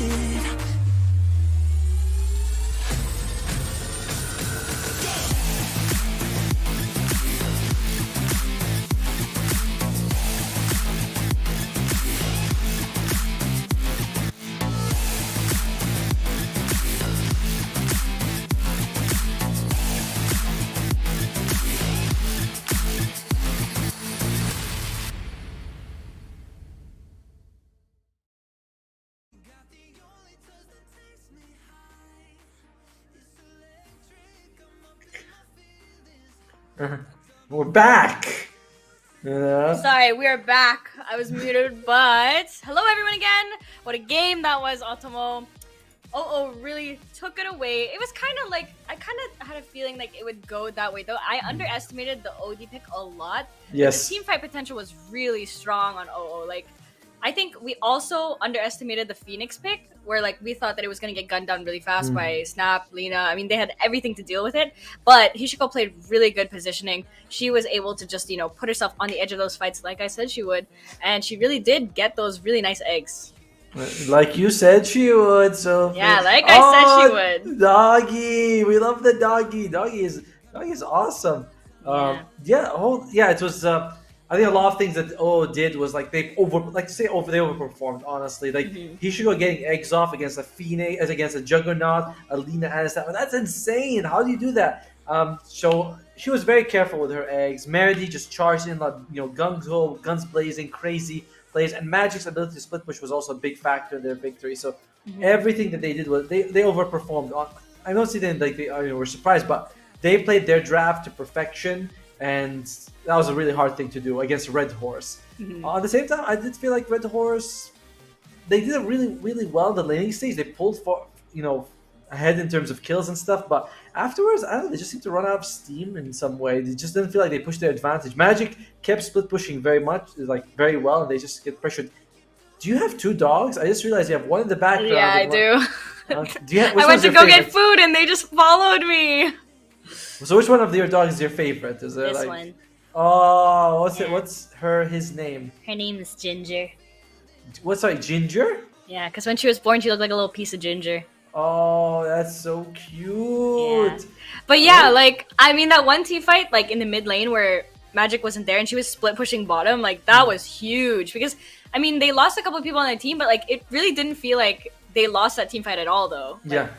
That was really smart, big brain play by her. Of course, when you have a Luna, when you win that team fight, when their enemy team is wiped, like your push potential is so strong. It's insane. Like it's not just Luna; it's also Ogre buffing multiple people up. So and they have an OD with Michigan, which later on doesn't give you much, but we could see like she was also a bit of a nuisance. It was just very strong performance by them. I think if you are Red Hoorse, you might need a little bit more team fights because they have Snapfire, which is nice, but they actually have nothing to hold them down, right? It's like maybe Dragonite with a stun is nice, but you need a bit more than that. You need a bit more like an AoE control, and they just didn't have that. Whenever the Snapfire or skills come out, they can just peace out. We'll see you guys later. Yeah, it's like they had no big kind of AoE stun, like no one to really start the fights a puck, either. Yeah, exactly, like the puck or Tide, Centaur, whatever AoE stun. Even a Doom, I guess, if you take the Centaur creep, but they just didn't have that initiating presence that could stun more than just one. They had the Dragonite, the stun, but it was it's all mostly single target, and plus the Bushwhack, it's really hard to start just off the Bushwhack, unless you have really good vision on the fight. So, that's kind of where they lacked a lot, and it really showed. The team fight, every single team fight, it's if both teams had both their ults ready, I mean, OO always like took it away. But Yeah, that's they why it was wiped the so floor. back and forth. Was because once they were done with all their ults, then it would be like Red Horse's turn, and then it was just like back and forth in the mid like constantly. So Yeah, right. It's like we even mentioned that OD does such massive magic damage with her ultimate, right? Like drops the hammer and two people die. You're like, all right, OD does that. That's a thing. So and yes, it was very back and forth. Me and Akke were like, okay, whose turn is it to throw now? Okay, is it their turn? No, okay, it's the other team's turn. All right, now they're throwing. That's how, well, they're not throwing. It's just that the way the tempo of the game works, right? It's like you said, if O has ultimates, they're strong. They don't. Red Horse just beats them every time. That's what ended up happening. That's game one, though. Sophy, that's in the past. What about game two? What do you think we're gonna be seeing here? Is there anything spicy you're looking forward to? You said Doom would be an interesting pick. yeah, Doom would be an interesting pick because the ulti got changed, right? No, the Aghanim Scepter got changed. The Aghanims, the yes. Aghanims got changed. Before it used to be that if you're next to them, the Aghanim Scepter doesn't tick down. It also applies a break. Now the break goes to the talent, and it's an AoE instead. You can put the AoE on yourself or an enemy. On yourself is a lot more fun. You just walk into like a black hole, into a Crystal Maiden altar, and just interrupt them all, which is just it's nice. Yeah, but I don't know. I mean, the thing is, like, the laning on Red Horse was really strong. It looked like they dominated the lanes for the most part. I think bottom lane was a bit of a struggle, like in the safe lane. Yeah. Hishiko and Meredy played really, really well. But I think once they're able to kind of have that like team fight round off the draft instead of just having those like pick off heroes, I think then they'll really be able to kind of win basically because that's kind of all they were missing. Their laning was good. Generally, their team fight was good. Their farming was good as well. So I think that really it was kind of more of a draft thing, in my opinion. I guess so, right? Like, I mean, we also looked at the other team's draft as difficult to execute, but if you take the Phoenix out, the others all worked very well. They didn't really, we got OD versus Juggernaut, which is really nice. You got Mars versus Lina, which is also really good for the Mars. You just absorb all that physical damage. So, yeah, you move the Phoenix away, and then they got a lot of strong counters on their side, which we didn't really sort of just go into. I do agree. The Red Horse, I do feel like they need team fight. I mean, I'm gonna harp on to my favorite point, Undying. I mean, it was in the pool. Why don't you take it? It's so good. You should always take Undying. Yeah, I don't know. And also, I remember you bringing up a while ago how the OD Astral is a really good thing to save from the juggle, and we did see that a couple times. So yes, we did. They were pretty smart about their picks. Yeah. I mean, they're not just like us, where it's like, all right, I'm drunk. Where's the random button? These ladies, they're here to actually play. Right, so, of course. It does show, right? They're doing a really good job. I do hope to see a little bit more team fight from Red Horse. I don't think that they were outmatched, but we focus so much on the Phoenix. But if you take that out, their draft felt like there were a lot of counters. So a bit more team fight. I think they could take game two. Any different heroes that you think we'd end up seeing in this next match?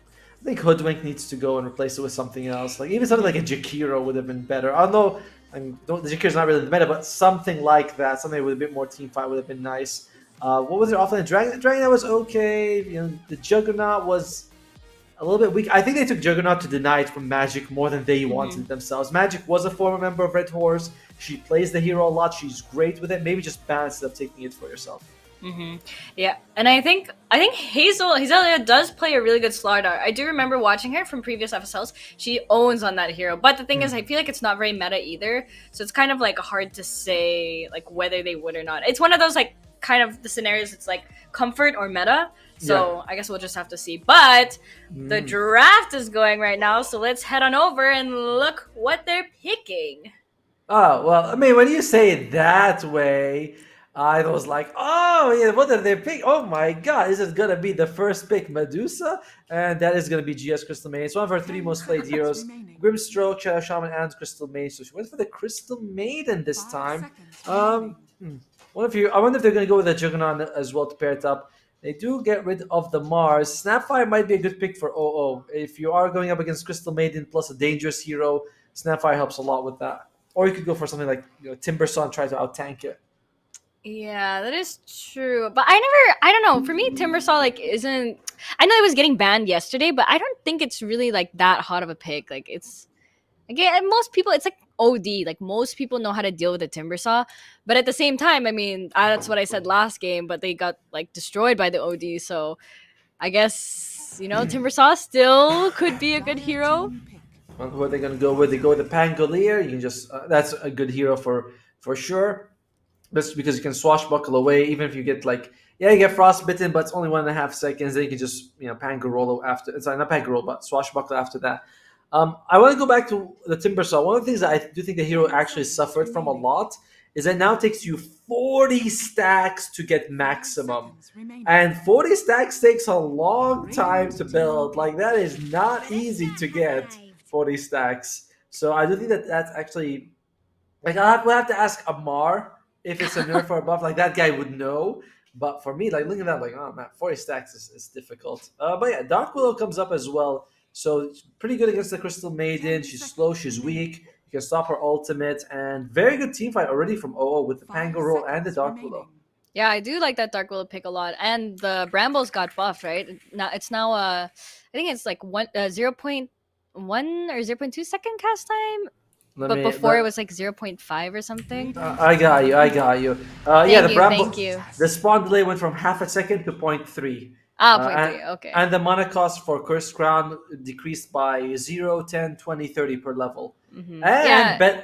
and lastly is the that's level 25 now. But you can have Bedlam Pierce's spell immunity, which is a pretty big Oh, deal. that's 10 pretty cool. seconds remaining. Oh, But yeah, but- I really like the Dark Willow pick. I think especially against a support like Crystal Maiden, like 5 seconds it's one of those heroes that Dark Willow can actually solo, even as a support. You can solo a good majority of other support heroes just because your spells do so much damage. But this Nyx Assassin is like a nice pickup as well. I think I'm not so sure how like it will fare against Pango. I mean, once you're rolling, there's no stopping it. That's true. I don't know if yeah, I'm not sure I love this Nyx Assassin pick as a counter to Pango. Yeah, you could I accidentally, hit a spike carapace because like all your 10 spells are seconds AoE remaining. basically, but it's not a whole ton of damage, the CM and the Nyx, like where they can burst down the Radiant Pango. team ban. I don't love it. And of course, they do ban out the Bloodseeker. And Red Horse, they ban away Magic's Juggernaut, which I'm glad with. Like, I didn't think Ice Star looked amazing with it. She was like, okay, she didn't look very comfortable with the hero. You could just tell. Yeah, remember what we said yesterday? How like we're not big fans of the support show off, like the, pick your supports first and call it a day. Yeah. I don't know. It's kind of shows what you have like for the rest of your laning phase. Like it's just very underwhelming. Yeah, but Nyx Assassin, yeah, is underwhelming. But Crystal Maiden, you can still have a strong follow up. Ursa, Slark, like it could still be a dangerous top lane. But Dire team I don't know. Your Pango, Dark Willow, these two heroes seem like they're gonna be pretty much impossible to bring down. Yeah. Well, we are going to continue with the bans though. What we have here, the Void Spirit. That is going to be UA's hero. UA really did well in that first game. Like that was insane with the OD. She still has the Storm Spirit. She still has the Queen of Pain as well as the Shadow Fiend. Her signature heroes are still there though. team ban. Do you think UA just like outplays Miria in terms of skill? That's a tough one to say because, I mean, like you see this all the time where one hero just one player sort of beats the other player. Like yesterday, Nin lost all 3 lanes in a row. Like it was just one. That was obvious that Foxy Gaming's mid was just not as good as KJ from Roar. This time, it's like this was just one match. It's OD versus Lena, which let's be frank, who's played against OD in the last year? So. And you could say she was completely comfortable with the match. Like she wasn't used to the matchup. So I think Miri's still very impressive. I don't think that we're gonna take one loss against her. Like, we're not gonna say Sumail is weaker than Armel yet. We need another 1v1 mid. Right. The circumstances weren't even. There were some shady circumstances. Let's just leave it at that. Someone may have not known the rules exactly. Our new band's coming out, TB, Puck, and Void. Oh, there you go. Oh, thank God. Oh, I'll be sleeping well tonight. There you go. Undying after 4 games. 3 of them the hero's banned. 4th one he completely ignored. Undying finally being picked solid to having in the lane against like Sasa. Sure, the spike carapace, you can block the decay or whatever, but neither the Crystal Maid nor the Nyx can deal with the Tombstone, so it's a really good pick to have in that situation. Where do you think this Undying is going to be placed? Because I know right now Undying offlane is kind of a hot pick. I don't. I mean, you already have the Pango, right? I mean, they might flex the Pango mid, but the Undying offlane, that is an option. Undying has been nerfed as a core though, just because the Aghanim Scepter went from 10 to 8, so it's a little bit weaker. But I know what you mean. Like I've seen it as well. You go for like the Shard Echo Saber, you just spawn tons of zombies. I don't love it. I don't feel like it's that amazing, to be honest. This Tiny pickup though, Tiny isn't as good as it used to be, so I don't really know how to feel exactly about it. Yeah, the Honestly, hero, I'm not that big of a fan of the Tiny pickup actually.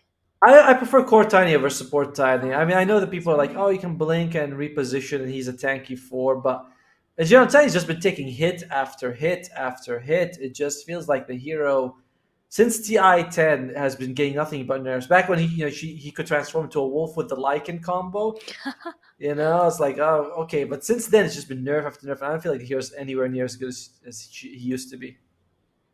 Yeah, I don't know. Especially, this is such a slow hero, and then imagine with the tomb up, how Tiny get around all the zombies. And who is gonna take care of this tomb? Oh, there you go. There's the Razor, who is I like the Razor pick. Not bad against the Dark One and the Undying, because neither of these heroes can really sort of run away. That you can keep like latched on. Pango can roll away, but I mean it's not too big of a deal. Overall, the Red Horse is. 10 seconds remaining. It feels like a very hard draft to execute, doesn't it? It's like you got a decent team fight with the Crystal Maiden Ultimate, but Nyx Assassin is hit or miss. Tiny feels the same. It's probably gonna be this Tiny mid. Razor could be carrier off lane depending on like the main lane setup, but feels very similar to the game 1 draft where you have one support that brings team fight, Snapfire, Crystal Maiden, and the rest just kind of focus on pick off, and that didn't work. Yeah, honestly, I feel like Red Horse's draft is just a bit greedy. Like you have, especially Nyx Assassin support, it's kind of a greedy support as well. Like you need some items on it to help like make it work. The Tiny pick with the Razor, like who's gonna be farming? I-Star will be farming. Well, yes, but like Then- these heroes need items. Like what are you gonna do with a Razor without your BKB refreshers? Oh, this is interesting. They go for the magic. Luna's Magic's Luna again. I kind of like this pick because one of the things that Razor does is that she can just stick on one target and just take away their damage. But Luna 1, you have a good mix of physical and magic damage. You usually build Manta style so that you get a lot of like extra damage from illusions, which aren't affected by the Razor split. And you're very fast, so you have ways of sort of keeping the distance from the Razor. So this is a very nice pick by the Luna. Sorry. I feel like OO do need one of those kind of like tankier mids to kind of make their team more durable. Mhm. I mean, yeah, Undying does get strong and tanky when he steals a bunch of strength and uses his ulti, but overall, they do look kind of squishy. I guess so, right? I mean, Pango is kind of durable. Luna, once she gets items, she usually builds like a lot of stat items, so she gets pretty tanky. And like you said, Undying, you just put on your fresh column. You want people to use their spells on you, so I don't mind O's draft. I don't think like you absolutely need to have another frontline tanky hero. I disagree with you, Sophie. Oh no, that's not allowed. All right, you're the host. I agree with you mildly. We agree to disagree. I give you my tepid agreement. I see. All right, The Ember but- ban and Yeah, the Storm ban too. What Both is Yue heroes- gonna play? I mean, there's still the OD, right? There's still the Lina. I believe she's still. Yeah, there's still the OD. There's still the Lina. Lina's gone. I mean, Dragon Knight's also in the pool. Let's see what Miri's gonna go for here. Unless it's gonna be the mid Tiny. I mean, Red Horse, they also got a bit of mids banned. I mean, I thought this was gonna be Tiny mid anyway, but maybe there's something else on their mind completely here. It'll open up soon. They Any could- last predictions? Honestly, I wouldn't mind if they go for something like a Medusa, some sort of very strong hard carry. PA might also be good. I know iStar plays a lot of tiny carry, so it might be the Razor offlane. They do need just a mid for them. All the mids are gone. What's the? Oh, wait, well, there's still the Death Prophet. There's still the Necrophos. I think Necrophos is not too bad in this game, honestly. Like it is a pretty solid hero to have in this sort of game for Red Horse. Well, they only have what 6 seconds left. What are we gonna go with? They go with the Ursa. Ursa. So it is gonna be the mid tiny and the offlane Razor and the carry Ursa. All right, going very completely different. Like was kind of baited. They wasted a few of their bans, thinking it's gonna be the carry tiny. So it's gonna be the Ursa coming out. A good hero to have, very tanky. Definitely good to just jump on this Luna. Luna cannot man fight the Ursa 1v1. Like she just can't do it. They definitely need some sort of mid to control the game here. OD feels pretty solid, honest to God.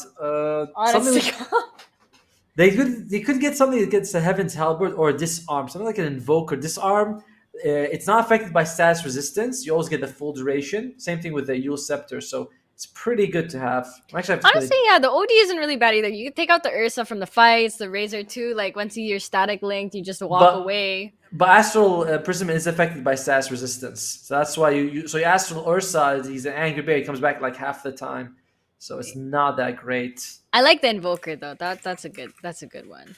Well, I'm wondering if Disarm is actually affected by static resistance. I know Yule's is not. No, I don't. I think Disarm is affected by that. I think it is. You could research right now. I mean, that's what you do. Wildcasting. No, I won't need to. I'll ask our good friends Twitch chat. Oh, they go for the Viper. All right, that's pretty. I mean, it's pretty good against the mid tiny, right? Like it is pretty good to have against the mid. No, it's an offlane Viper instead. So they're putting the Viper versus the Ursa, as was the Crystal Maiden. So that is interesting. Viper and Dark Willow. Oh my God, Gia's gonna suffer. So is Ursa as well. Meantime, it's gonna be the mid Pango. I like the draft. I'm gonna go look at it a little bit more here. I definitely like the draft from OO. Red Horse does feel like they have a bit of a hard to execute draft. I know why you like the draft because they have the Undying pick, and you've been yammering about that since yesterday. Well, yeah. Well, now we'll see why. Now you're gonna see why. I'm sure you're gonna be watching this entire game, right? Yeah, I mean, I do like OO's draft better as well because, like, I just, once again, like, they do have that team fight. While on the other side of Red Horse, it's really another one of those games where it's, like, a lot of pick-off potential. You do have that one support with, like, the good team fight, Crystal Maiden. But besides that, it's kind of hard to say. Plus, I mean, near, like, endgame, Magic will literally just tear through Gia. Probably with just one Lucent Beam. Because the shard's still the same, right? Where it has the Lucent Beams with the Glaives. No, that's the new shard's the one that if you hit them with a Lucent Beam, you get extra damage. Oh. Yeah. Is that the new shard? I mean, I'm gonna check. I think the Aghanim Scepter is the one that wasn't changed. I think the Glaives still throw out. But anyways, Otomo will figure that out, and you guys will go straight to Akke. Good luck. Thank you. Thanks a lot, Sophie. And here we are. Game number 2 might be the last game if Team O will be able to close this out perfectly. And you guys, Sophie and Otomo is super hyping up the draft of Team O. I too believe that they have a stronger draft on this match, but I will just trust on the timing of Team Red Horse's hero. I just believe that all of the skills from Team O can be just answered with some BKBs and some items in the latter part in the game. But yeah, we'll have to wait and see. There is quite a bit from OO. Like we do have the Viper Strike that pierces BKB, which is pretty good. But yeah, Luna, by the way, just so you go, the Shard increases her damage when she hits someone with a Lucent Beam, and the Aghanim Scepter is the same as before. That big Eclipse that she can use. Yeah, I just like the control that Team Red Horse has, especially with this tiny Crystal Maiden and Nyx Assassin. So they just need to be careful on their positioning and stuff. But Team OO, speaking of their controls, they have a good control on the Pangolier and the Dark Willow. But I just believe Team Red Horse just have to survive on that one, and they're good to go. But okay, whoa! 3-man impale! And followed up by the Dark Willow is keeping everyone alive thanks to that Bramble Maze Meredy. She gonna be okay. Looks like she might. And Gia gets first blood, kills Meredy. Oh, that's the offlane. Yep, and Nyx Assassin, is she gonna be okay? The Gaia, she's taking a little bit of hits, and we see this. This is what happens when Rising Star pushes just a little bit too far with this Undying. She's very tanky, but not tanky enough. Holy crap, she is very What? tanky. She's still alive on Undying. This is why I hyped up this hero so much. 20 bonus strength, but she needs about a little bit extra to stay alive. In the end, it's a big win for Red Hoorse. 2 kills, one of them being first blood. Yeah, not might be the big issue for Team OO here since they have a super strong laner. Again, we're talking about the Viper here laying up against the Ursa. We know the capability of this hero to harass the Ursa on the early game, and we might be seeing Ursa go in the jungle early just because of especially the Stark Willow. Yeah, it's a tough one, right? It's like you go in close. There's a Yeah. Bramble. There's a lot of slows coming out from the Viper. It's a tough get. It's a tough lane for Ice Star. Tough Even with lane, this, yeah. with the start that she had, mid lane is going to be the Pango versus the Tiny. Look at the difference. By the way, Pango starts with like no health. Pango needs to be a little bit careful. If you take a full combo, you might lose your life. I don't think that Yue will be able to actually kill Mary though. Like that just seems like something very difficult to do. Yeah, I feel like on the top lane they just need to deal with the Undying at least for the early parts of the game because if you keep on killing the Undying, you won't feel the impact of this hero.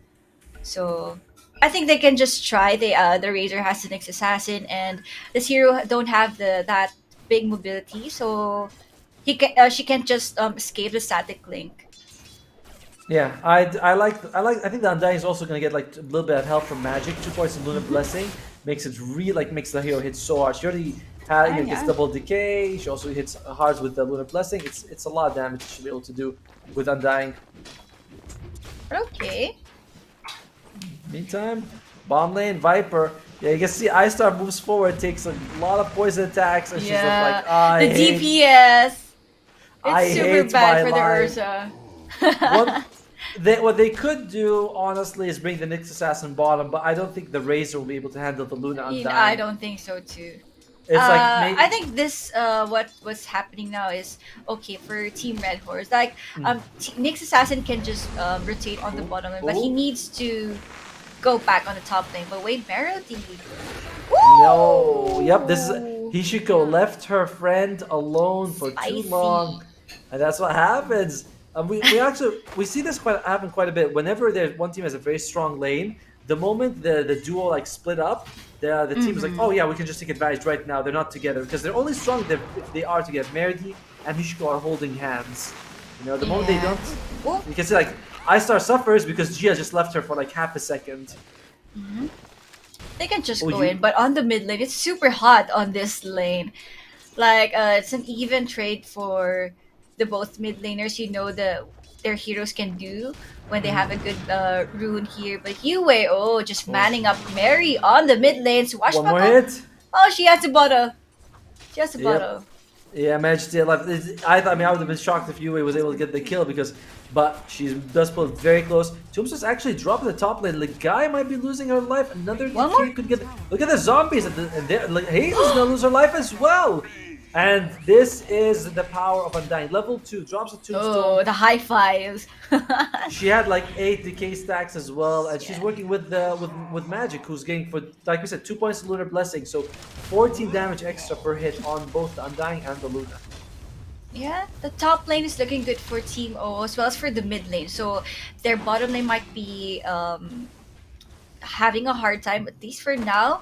Especially now that Hishiko is not around. So yeah, but it's okay. She is not here too.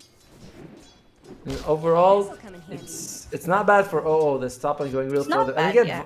like Viper, yeah, she's only 8-1, but Ice Star is also 65, so she's suffering. People in chat are saying Ice Star Ursa's the best Ursa, so we'll see. We'll be keeping a close eye on her, seeing if she really is the best Ursa in the world. Yeah, that's just like what I've said earlier. This can be answered with BKB. The time when the Ursa has the BKB, she can just jump around the supports from Team OO. She doesn't need to mind that Viper. The magic? Where's the Undying?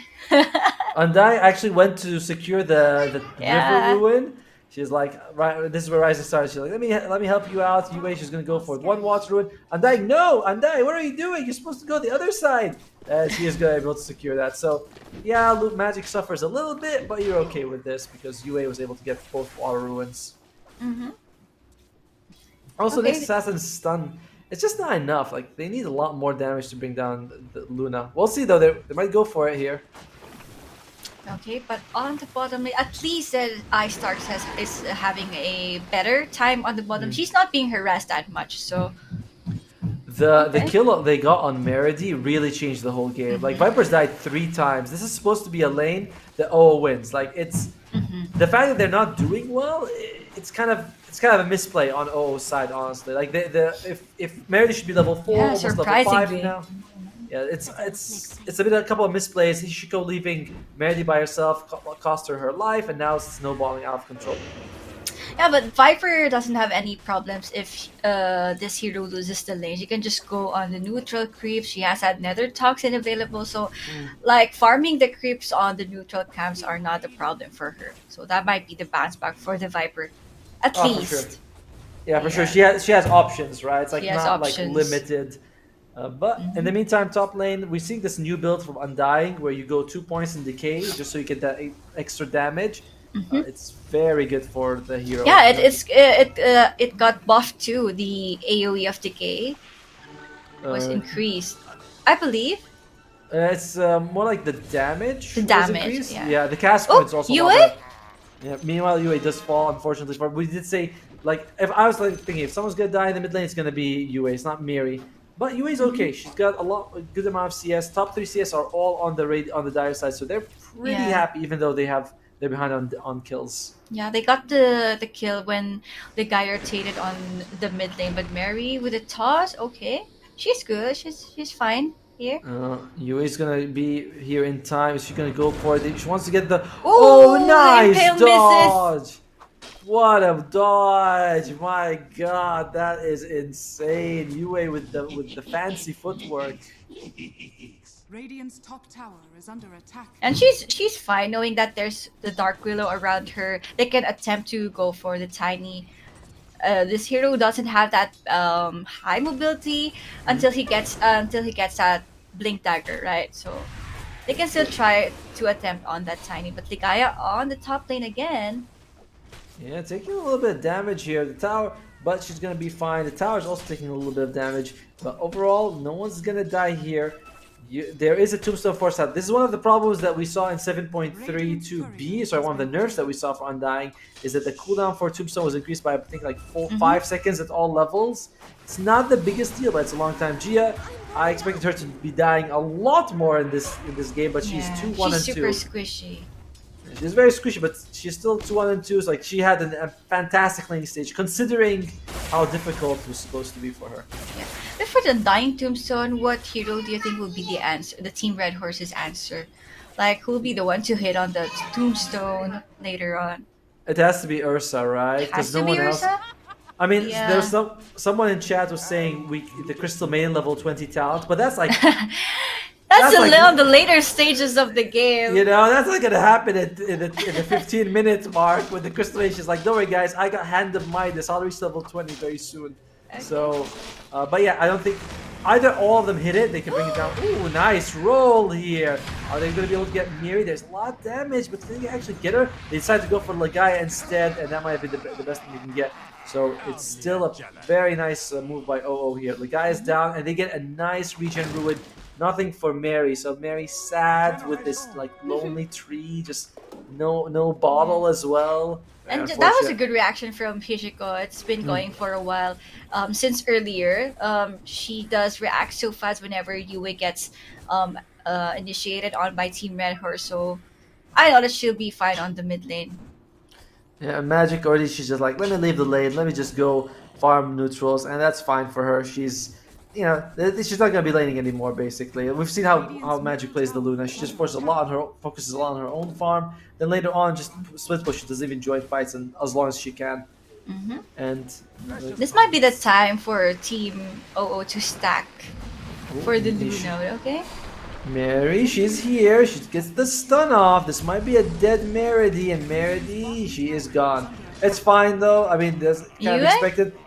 Yue, she's here. She's man fighting as well, or pango fighting, whatever you want to call it. Ishiko, she is able to get the bounty ruin and walk away, but Mary knows where she is. Mary, she's gonna get her one more hit. Ooh, nice the dodge. dodge of Shadow Realm.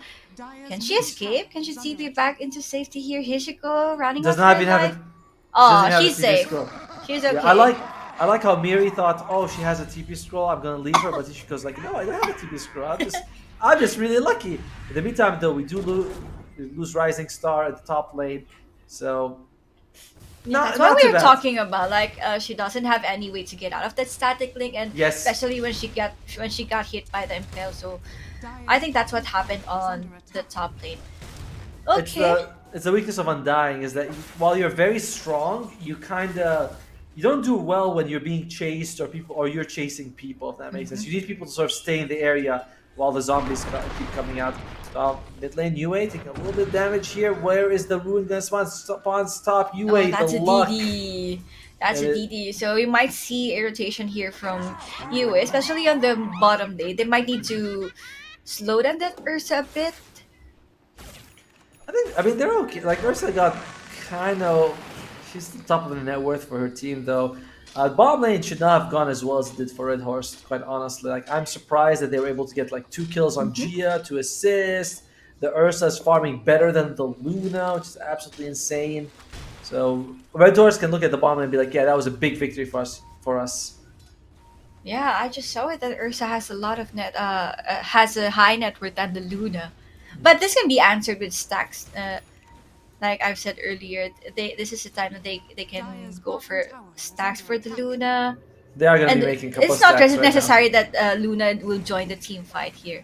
Oh, Okay. Yue going for Hazelia. Hazelia is going to take a lot of damage here. And Hazelia, yeah, you're going to fall. Yeah, she gets a stack link on Merity, but doesn't make a difference. In the meantime, the supports were stacking the Ancients for 0-0. But Hishiko, are you going to be able to make it out? The Shadow Realm, she goes. Zombies are dropped. Beautiful. This looks like a dead Mary here. This is why these two supports can do so much just by themselves. Insane damage from Dark Below and great slow and control coming out from the Undying. Bottom tower That's the advantage of the Dark Willow compared to the Crystal Maiden. She has some kind of like escape mechanic with the Yes. Shadow Realm and stuff, but when you chase a Crystal Maiden, you might expect her to be dead any moment. But speaking of dead, that was a dead Dark Willow, the guy with that pickoff.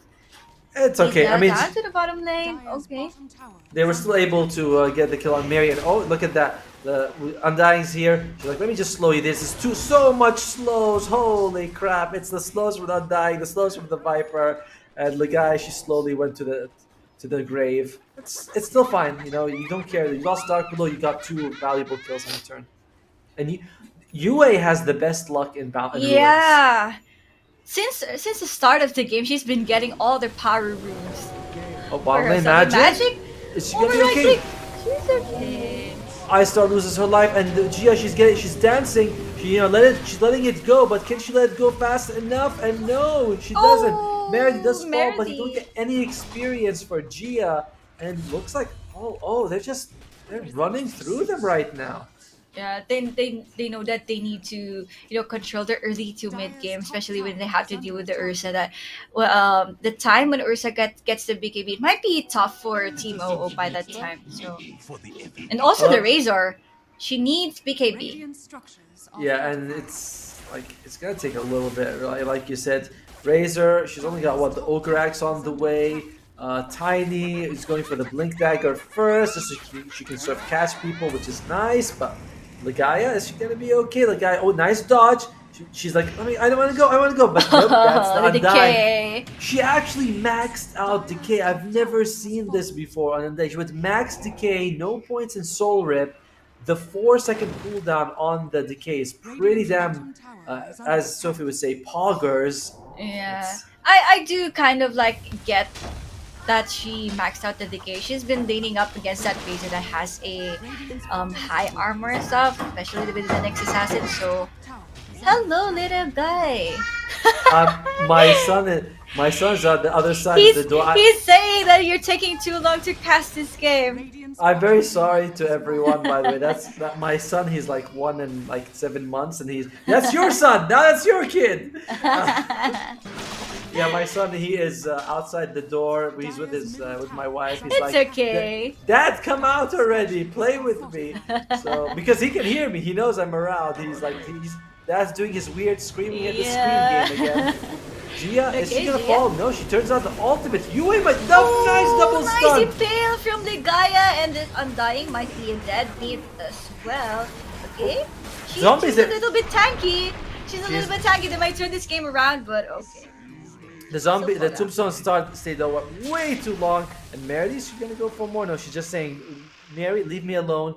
And yeah, beautiful ultimate by Gia. They lose the Razor, but it's alright. You still got two supports as well as Yue, who's the most farmed here on the map. Dire's Yes, top tower especially is that under impale attack. from the Gaia. That might be the closing for Team Red Horse. But okay, they might attempt this tier 1 tower. Mary will be controlled over here. Okay, the Oh, she's- impale again.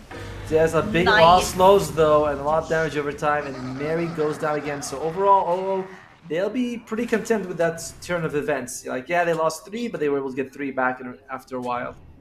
Do you think something like 4-stab would be a consideration here for the Tiny? She's going for Blink Dagger first item. I Classic. think if you go for staff, you're like sort of magic. Magic, are you gonna be okay? Looks like she might be losing her life. Where is the Undying? Undying, you need to be there, but no. Oh. She's not there in time. And even if she did, I don't think even she has a pointed soul rip, so it doesn't matter. This is a core Undying, basically. Mm-hmm. What It's okay. item do you think can be an option for Mary here? Because she's being controlled by the slows from the Dark Willow, especially with from the Viper also. So Oh yeah, you were talking about the 4-step. I think if you go Blink Dagger and 4-staff on... Oh, looks like Guy's gonna be losing her life. I think if you go 4-staff and Blink, Blink Dagger on the Tiny, that's like no damage, no stats that you can Yeah, use, I you do know? get it. It's But like she's you being want to... controlled since earlier, It's the problem or with something the like hero. BKB at least. Yeah, it's like Blink Dagger, BKB, Echo Saber, Yeah. like something like that. That will help you out a lot. Gia, she's gonna lose. Look at I love the slows they have. It's just insane. Gia, yeah, she tries to ulti, but it's not gonna make a difference. Almost gets Hishiko though. Hishiko Yeah. lost quite a bit of health just now. Yeah. Let's see for what Mary will build on this one. I apologize. I'm a position 5 player that likes to build carry items. So that was too dumb for me to ask. No, I But just, okay. no, I just love Undying. Undying is going for that max decay with. Oh, she went for the Mary. tombstone taunt. That's interesting. Magic, is she gonna lose her life again? The football flying on top of her. She does. Magic. That's more death than basically the whole last They game. need more heroes here. Yeah, they drop the tombstone. They use the Undying ultimate, but all they get is Legaia for their trouble. It's not worth it at all. You lose magic and you lose 2 long cooldown abilities. So, they need to be. Well, I don't say they need to be there. So they are pulling ahead in the game, but it's Yeah. costing them a little bit. Magic is They're not. being kited. Yeah, they're being kited by Team Red Horse, I believe. Oh, very, very much so, right? Which is a bit surprising considering they're the less mobile team overall. Yeah, their draft is more stronger when they're together. But for Team Red Horse, that's not an issue. Some heroes can, just split push, and that leaves Team OO kind of like has to react on that. Will be I like forced that- out to, Is under attack. TP back or stuff. I like the deep ward that Gia put right near the tier 2 mid for the dire side, so she can just see them. But that's usually when people group up and smoke, is near the tier 2. The did get a smoke, but this one was not spotted. And they don't have the Undying ultimate, but they do have the tombstone, as well as the mech. They're gonna go for it. Mary's the target. Mary, she's taking a lot of damage, but she's actually moving quite fast away thanks to being feared, as well as turning to the pig form. She does die in the end. Tombstone is dropped. I wonder if they want to keep going for this. You don't want to just lose the tombstone. Push. Oh, though, look at that. Oh, Yue. That was a DD from Ice Starks. Yeah, she is. There's a ton of damage. Another 2-man stun by Legaia. The tombstone is gone as well. It looks like it's just going to be a big victory here. They are going to be able to get the kill on Rising Star and Hishiko. You're still alive, but to what end? Hishiko dies an Ice Star. Best Ursa? Yes, she is. Especially now she has that blink dagger, so she can surprise the heroes from Team OO. She can just jump in, especially with the supports. Um, This Undying might be having a hard time starting Ex- now. No, Undying is the best hero ever and never has a hard time. Undying is a good hero. So that's all we're allowed to say on this stream. But yeah, Undying, like, the mech is helpful, but definitely needs the force staff just so he can keep some Yeah. distance away from the Ursa, save the allies as well. And it was looking pretty good for OO, but a pretty disastrous team fight followed by Roshan, and now it's an even game again. Yes, and also Magic has been dying recently for Yes. consecutive times. So his items are a bit, her items are a bit slowed as of the moment. Yeah, she definitely took like a few hits. I mean, in the previous game, she was #1 net worth the entire game. You know, she was never #2. In this game, Ursa, you know, It's a Aisa, different Rodeo- kind of story. Yeah. Yeah, very different. And Hishiko, she's gonna be taking a little bit of damage here, might lose her life, and yeah, didn't go the Shadow Realm in time. Yue was here, but decided, you know, she's like, I don't really want to throw my life as well. This Ursa is just too big for now. And unfortunately, it means that OO can't fight them, right? Because they not only is Ursa big, but Ursa's big with Aegis. Yeah. Wonder what she's going to build next. Is she going Oh, for Mary? The Tiny is taking a little bit of damage here. Tiny is going to lose her life. And good jump by Yue. Very bold, but there's a smoke coming out from Red Horse, sorry. They want to go from here. And they are probably going to kill Mary. Mary's just quite tanky. Yue jumps in, and Ligaya looks like Ligaya's going to lose her life. And she does. Nice tombstone, by the way, being dropped here. And Gia gets the ultimate off, letting it go. Oh. And Red Horse, you need help. All right, here comes Hishiko with the fear. Pretty good. But are they going to be able to look at the zombies though? Holy crap, that's a lot of zombies. But it's not going to be enough, and Rising Star is going to fall. This is what I'm talking about, Otomo. The time when they get their BKBs, they don't have any problems with the skill set from Team OO. Especially Hazelia. She's having a good time here. I mean, this was with the fact that they got a kill on the Tiny as well, so I think it would go well. And Magic dies again in the bottom lane. I thought that she would be able to make it out of that situation, but she just pushed her luck a little bit too far here. Yeah. She can't do what she's doing from the last game. At least not now until she gets the BKB, right? It's like once she gets the BKB, maybe she'll be able to do that. But I think that can be answered when Ursa gets the Skull Basher and stuff. She can just react on what Magic is doing. She can... Okay. Sorry, you cut a little bit. I was kind of disconnected. Yeah, when Magic goes to, push the other lanes, Ursa can just react on that, especially when she gets that Skull Basher. Yes. Even if Yeah. Magic gets the BKB, so... It won't matter then because like Ursa will always get the bash off, you know? It's like you said. Still, it's not over by any stretch of the imagination. Yeah. OO is still very much in the game, but iStar is becoming an absolute...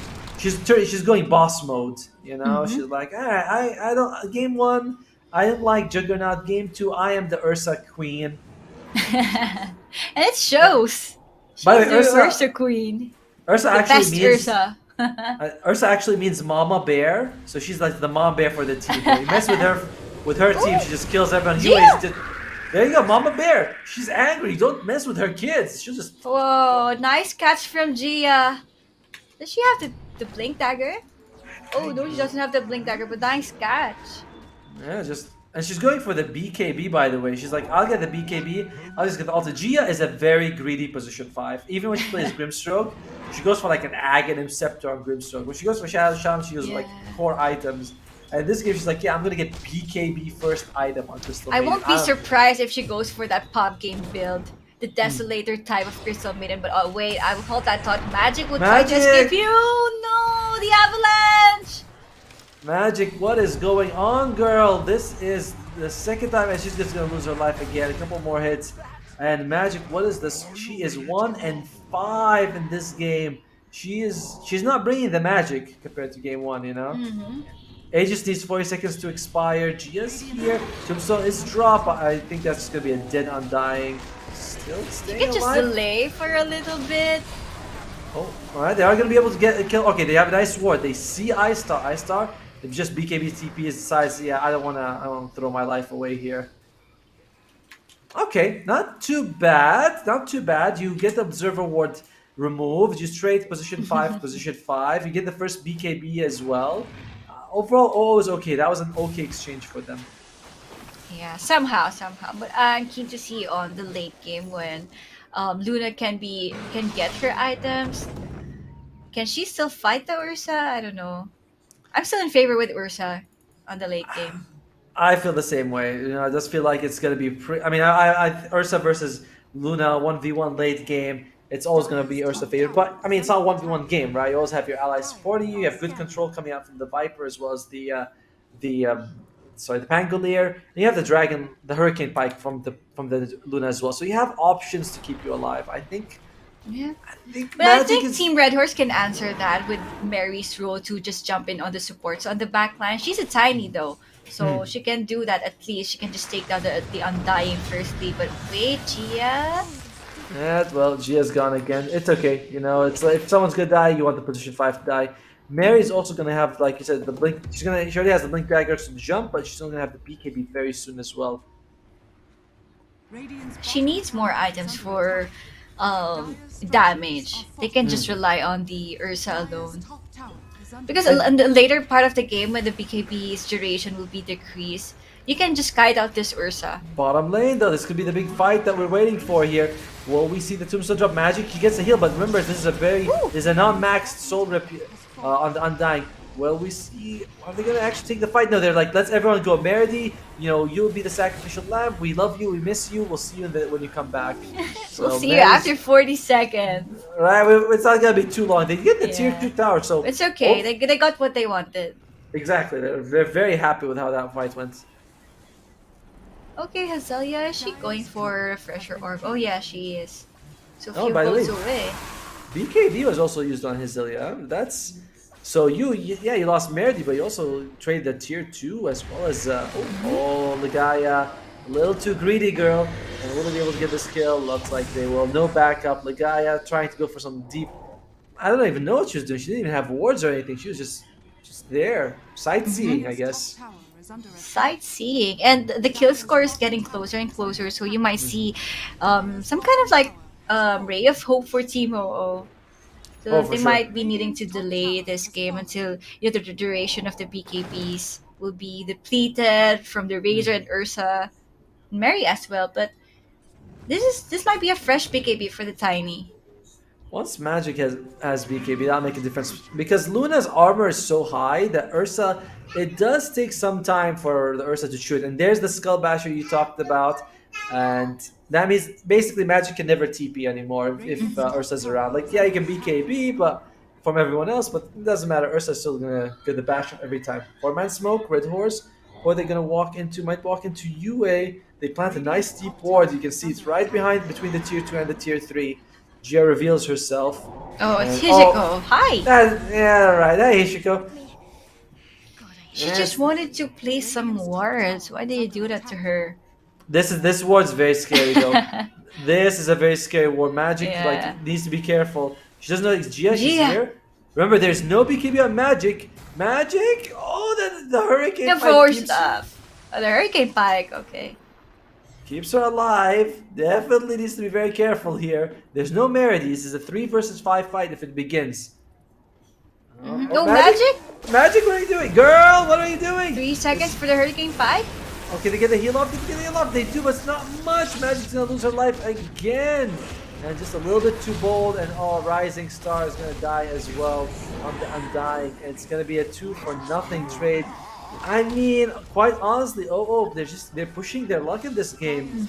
They're giving away like Under attack. they knew that Crystal Maiden was around, and they knew Crystal Maiden is not going to be charging by herself. So it's still interesting how Magic was like, no, I'll still push. That's a bit of a It's mistake kind of a right there. greedy for her. Bottom tower is Like, under attack. she needs to understand that she can't do what she did on the last game. This is a different kind of Luna that you're playing.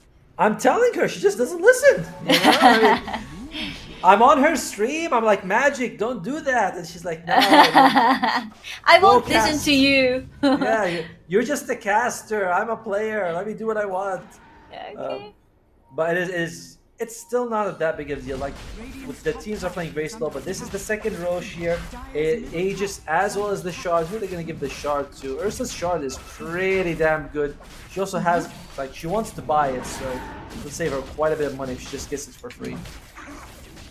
Yeah, definitely. And there's no contest on this Roshan, so it's free Roshan for Team Red Horse, and this can be their go time to just take down the outer towers of Team OO, so that Magic will have a hard time on finding a safe spot to farm. And iStar gets it by the way, so she is just giga farm, giga hard to bring Oh, down. the impale! Lagaya every time getting those. I mean those ravages every time. Hijiko is gonna lose her life as well. There is a buyback on the Undying, but I don't know if that's gonna be enough. Yue, can you make it? Oh, Yue, you're dead as well. Yue just shredded to pieces. Down for 1 minute, no buyback. 30 seconds, no buyback. Magic, she's doing the thing. You know, she's doing the trick that she did last time. But Mary's here. Mary's They just are gonna go for ready. it. Does she have BKB now? She She does still have doesn't BKB. have the BKB. No, there's still no BKB for the Luna. It's just being bought. What but can Mary- she do? Lagaya? Is Lagaya gonna fall? Maybe? Oh god, Magic's gonna lose her life again. Magic, what are you doing? I thought you had the BKB, but turns out she's still a couple of hundred gold from the recipe, and I guess you could say that she kept the tower alive, but that's not what you want to use your carry for. Yeah. Like it's not that really good when you go split pushing without that BKB on. She's been doing that for quite a while, so she needs to kind of like stop it for a while until she gets that BKB. But even if she has that BKB, if Ice Starks is around, like we've said, it can be cancelled.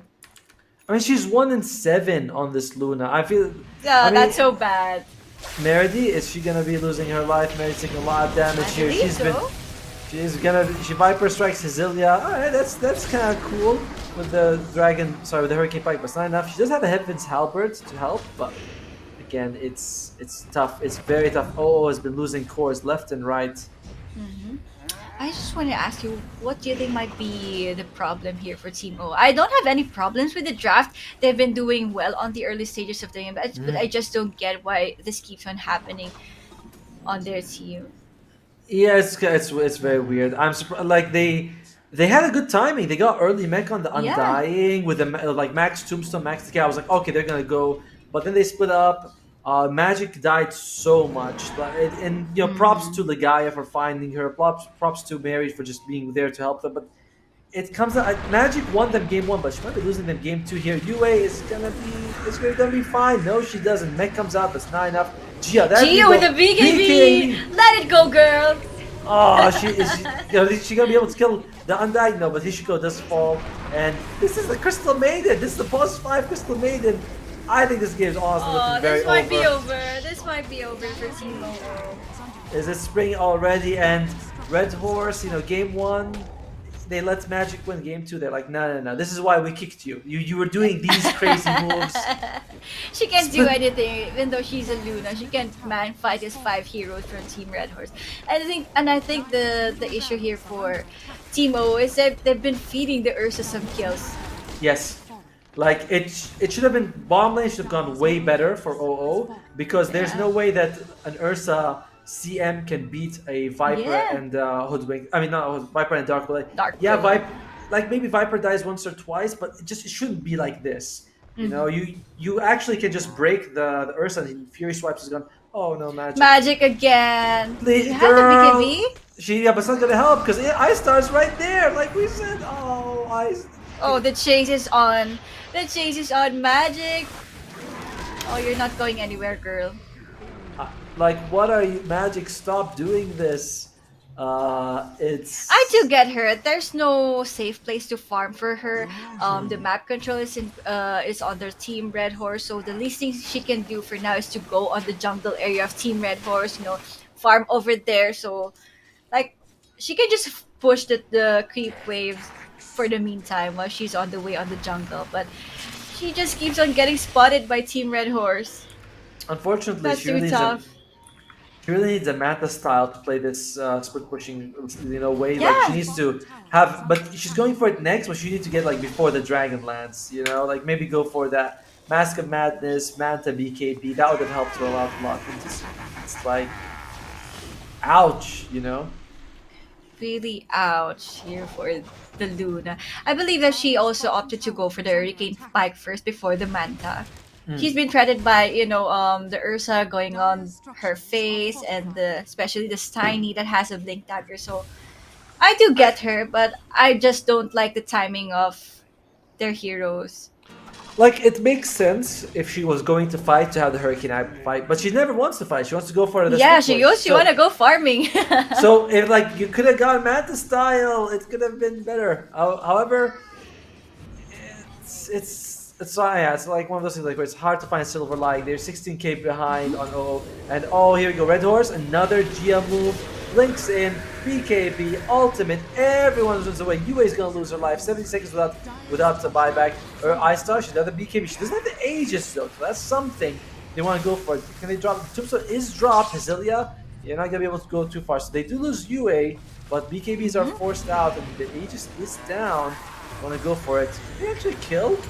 That's a refresher Where's orb, the and damage? there you go! Ooh. Hesilia actually used the BKB in the end, and there's the Yule Scepter on, and looks like we might be losing Gia as well. So holy crap!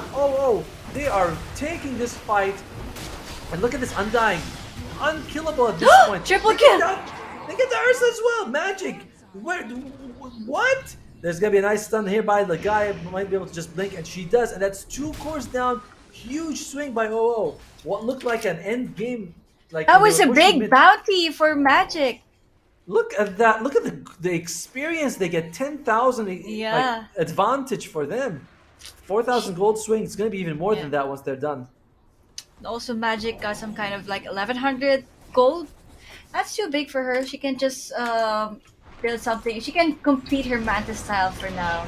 Check out the net worth. Magic just shot up, and Ligaya, there's a tombstone. Yeah, the zombies are gonna be Magic just Hurricane Spikes in front. And nope, they aren't gonna be able to kill this Nyx assassin. Unfortunate for them, but just getting the tower and the map control back is good. Yeah, this might be the issue that we've talked about earlier on the later stages of the game, where the BKBs will be Mary? the BKB duration will be depleted. You Yes. can just easily control, especially the Ursa, and she used the BKB, I believe, before the Aegis. Mhm. So I don't know. Correct me if I'm wrong. No, when they were pushing mid, they didn't have the Aegis, like already timed out or Oh, something. okay, yeah. Mary gets sent back. Okay, looks like everyone's just like, let's just disengage. Oh, unfortunately for the Undying, she's gonna die. Don't think she has buyback either. We'll find out in just a second when she dies. She does have buyback. Excellent, good for her. So it's not the biggest deal. There is a BKB used by Hesilia. So it's not too bad. It's not too bad for the Undying. Mm-hmm. Well, look at some Mary. She's got the Echo Saber. She's going for the Salt Cuirass. Has the BKB. Just classic mid lane items. Ursa has the Abyssal Blade. Also, she's going for Satanic. So she just goes back to full life. Nyx has the Yule Scepter and the Force Staff, and it's going for the Low Sword. So very like elusive Nyx to kill. Tanky with all these items on her. Oh, she is super greedy. She's going for a Refresher Orb. I mean, I'm surprised she It's didn't so have the fun. shards. Like, It's how? so fun. I mean, good for her, but no shard. Shards like 20% more Yeah. damage. She needs to kinda have crazy. that shard first. Razor's gonna go for the Aghanim Scepter, very close to it. And in fact, Magic, what's she got? She has the Manta Style. She's gonna go for the Chrysalis next. Does need a bit of damage. Shishiko on the Dark Willow, nothing crazy. And what about Undying? Undying is gonna go for Lotus Orb. Has the Force Staff, just gonna go for Lotus Orb as well. UA hasn't been able to get much farm, unfortunately. Just died a lot this game. She does have the Aghanim Scepter, and I think she does have much farm, but like we just see her die a lot. She's 5 and 10. No, sorry, she's 3 and 8, but she's still okay. Like she's still got decent items, and she's got the Havoc Hammer, so huge. Okay, this is the third Aegis, I believe. It has Yes. the refresher shard. Maybe give that to Gia so she won't have to buy the refresher. Just kidding. No, Gia's like I want to. Actually, just leave the shot. I think iStar's gonna take it, right? By the way, Okay. Refresher Shard not as good as it used to be. It now has a huge mana cost, 200. So you might actually like run out of mana when you use it. So it's still good though. You refresh and get the second BKB. That by itself is enough. the mana cost of the BKB is super annoying.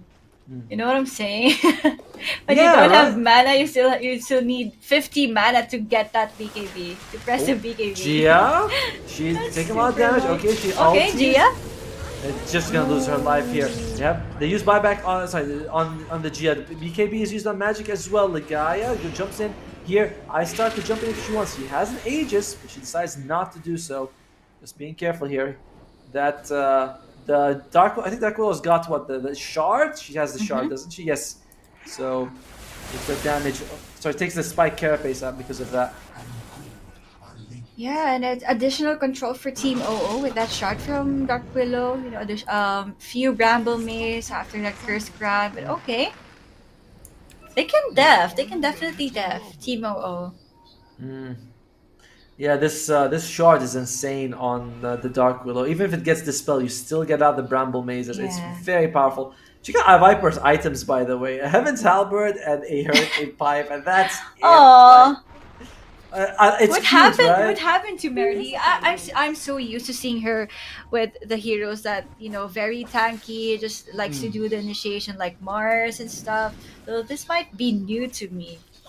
Yeah, she doesn't usually play those lane dominating heroes like the Razor and the Viper. She usually plays like those flashier Mars. Initiators. Yeah, Mars, Sand King, things like that. Night Stalker as well, like something a little more flashy than this. So it is Pangolier as well as another one of her heroes. So it's a bit odd to see her doing this well. Well, let's see. Let's see what they can do.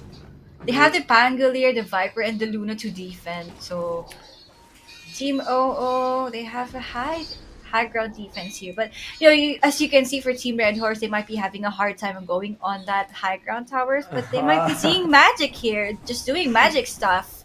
Oh god, they're all teleporting. Magic, please, girl. Magic. TP, Magic. just TP out, girl. Please, no, don't. What are you doing? BKB. Okay, she TP's out. She TP's No. out.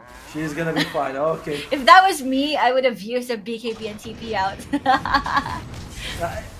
They're go mid anyway. Yue takes a lot of damage. Gia gets the ultimate off. Is Yue gonna be fine?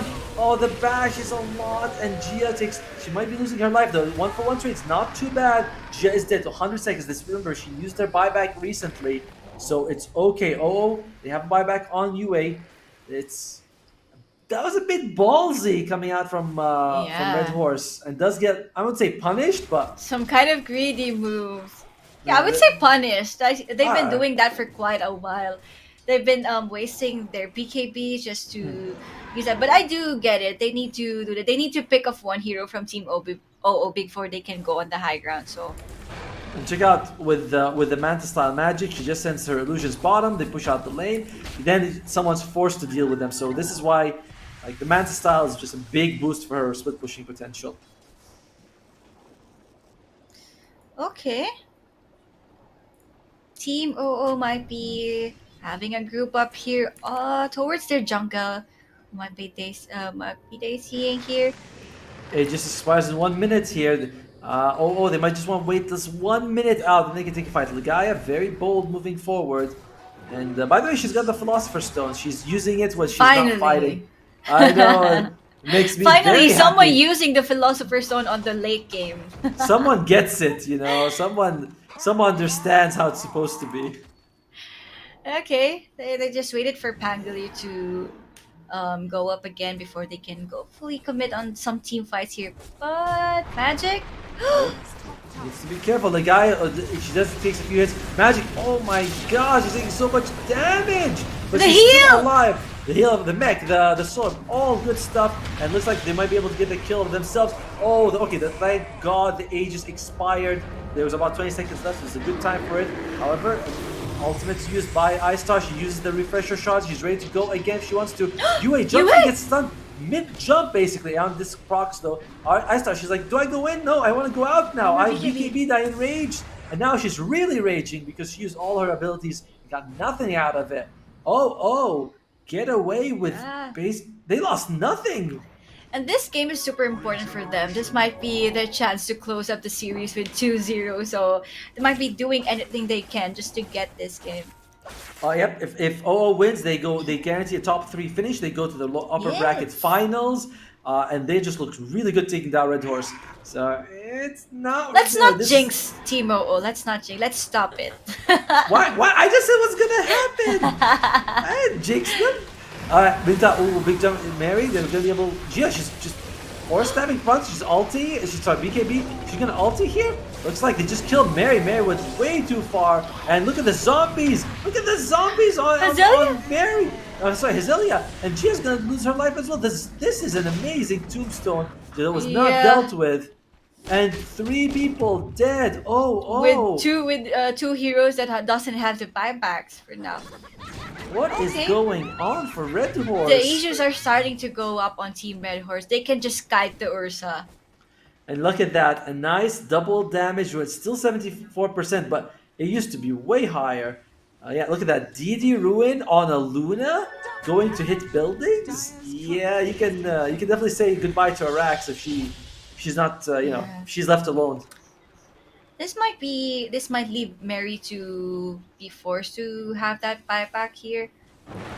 If they go on the high ground. But let's see, Ligaya. Okay.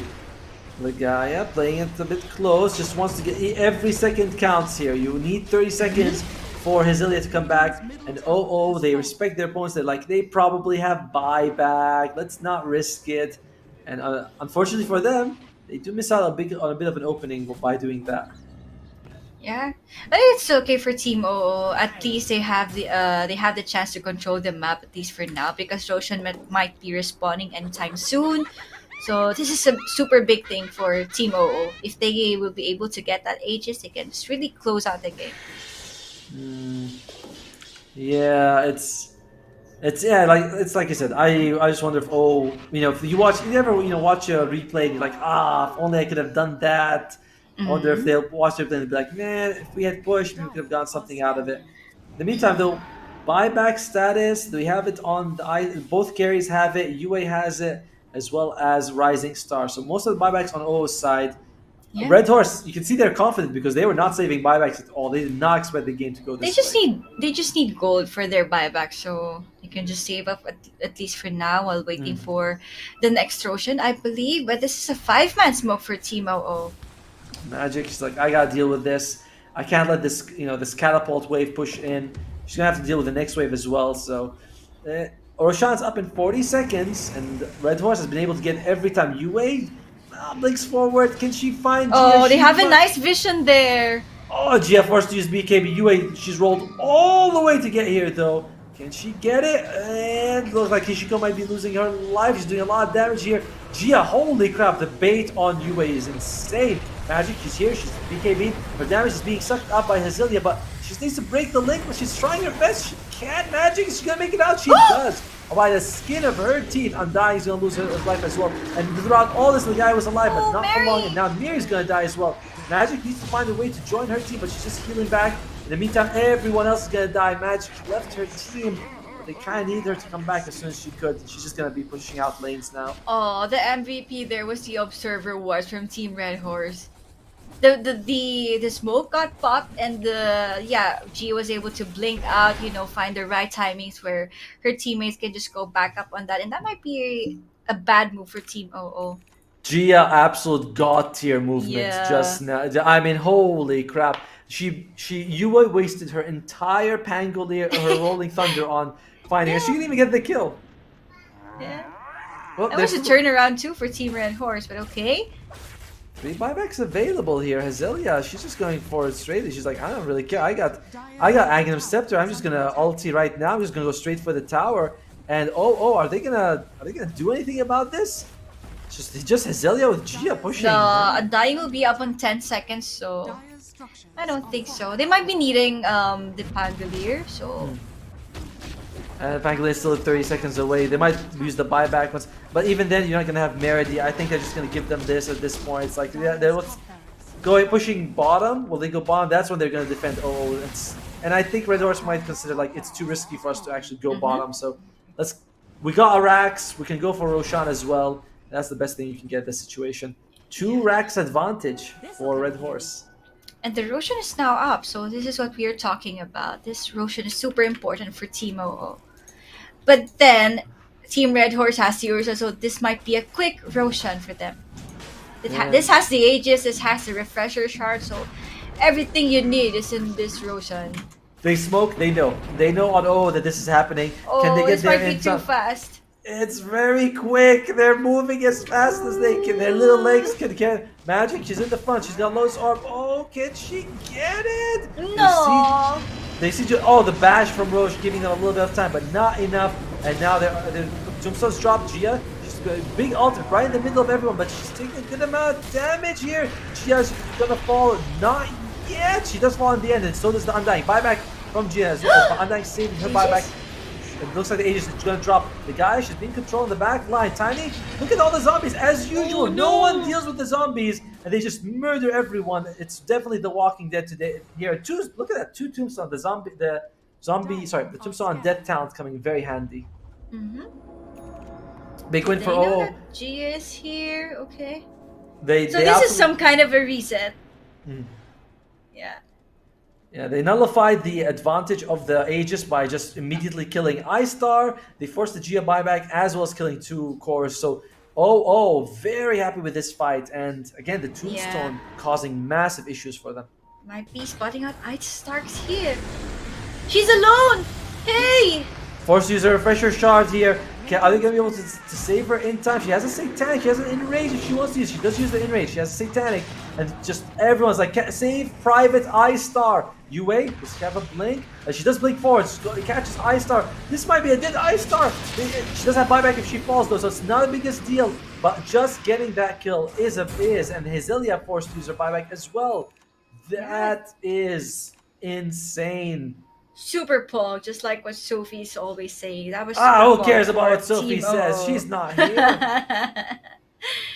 Yeah, so again, a restart for Team OO. They're just kind of having a take on this game with Please. Yeah, it's From 14k gold, they're down to 6k, so you know what's happening, Otomo. the comeback is real. That's what was happening. I mean, they might have to force a buyback from the Ursa. If they take 1 Rax, I think that Red Horse might be willing to give that. But if they go bottom and mid, take 2 Raxes, it's tough. We'll see if Red Horse is gonna buy back for that or not, or they're just gonna be like, just take our Raxes. Just as long as we don't get Megad or Throne, we don't really care.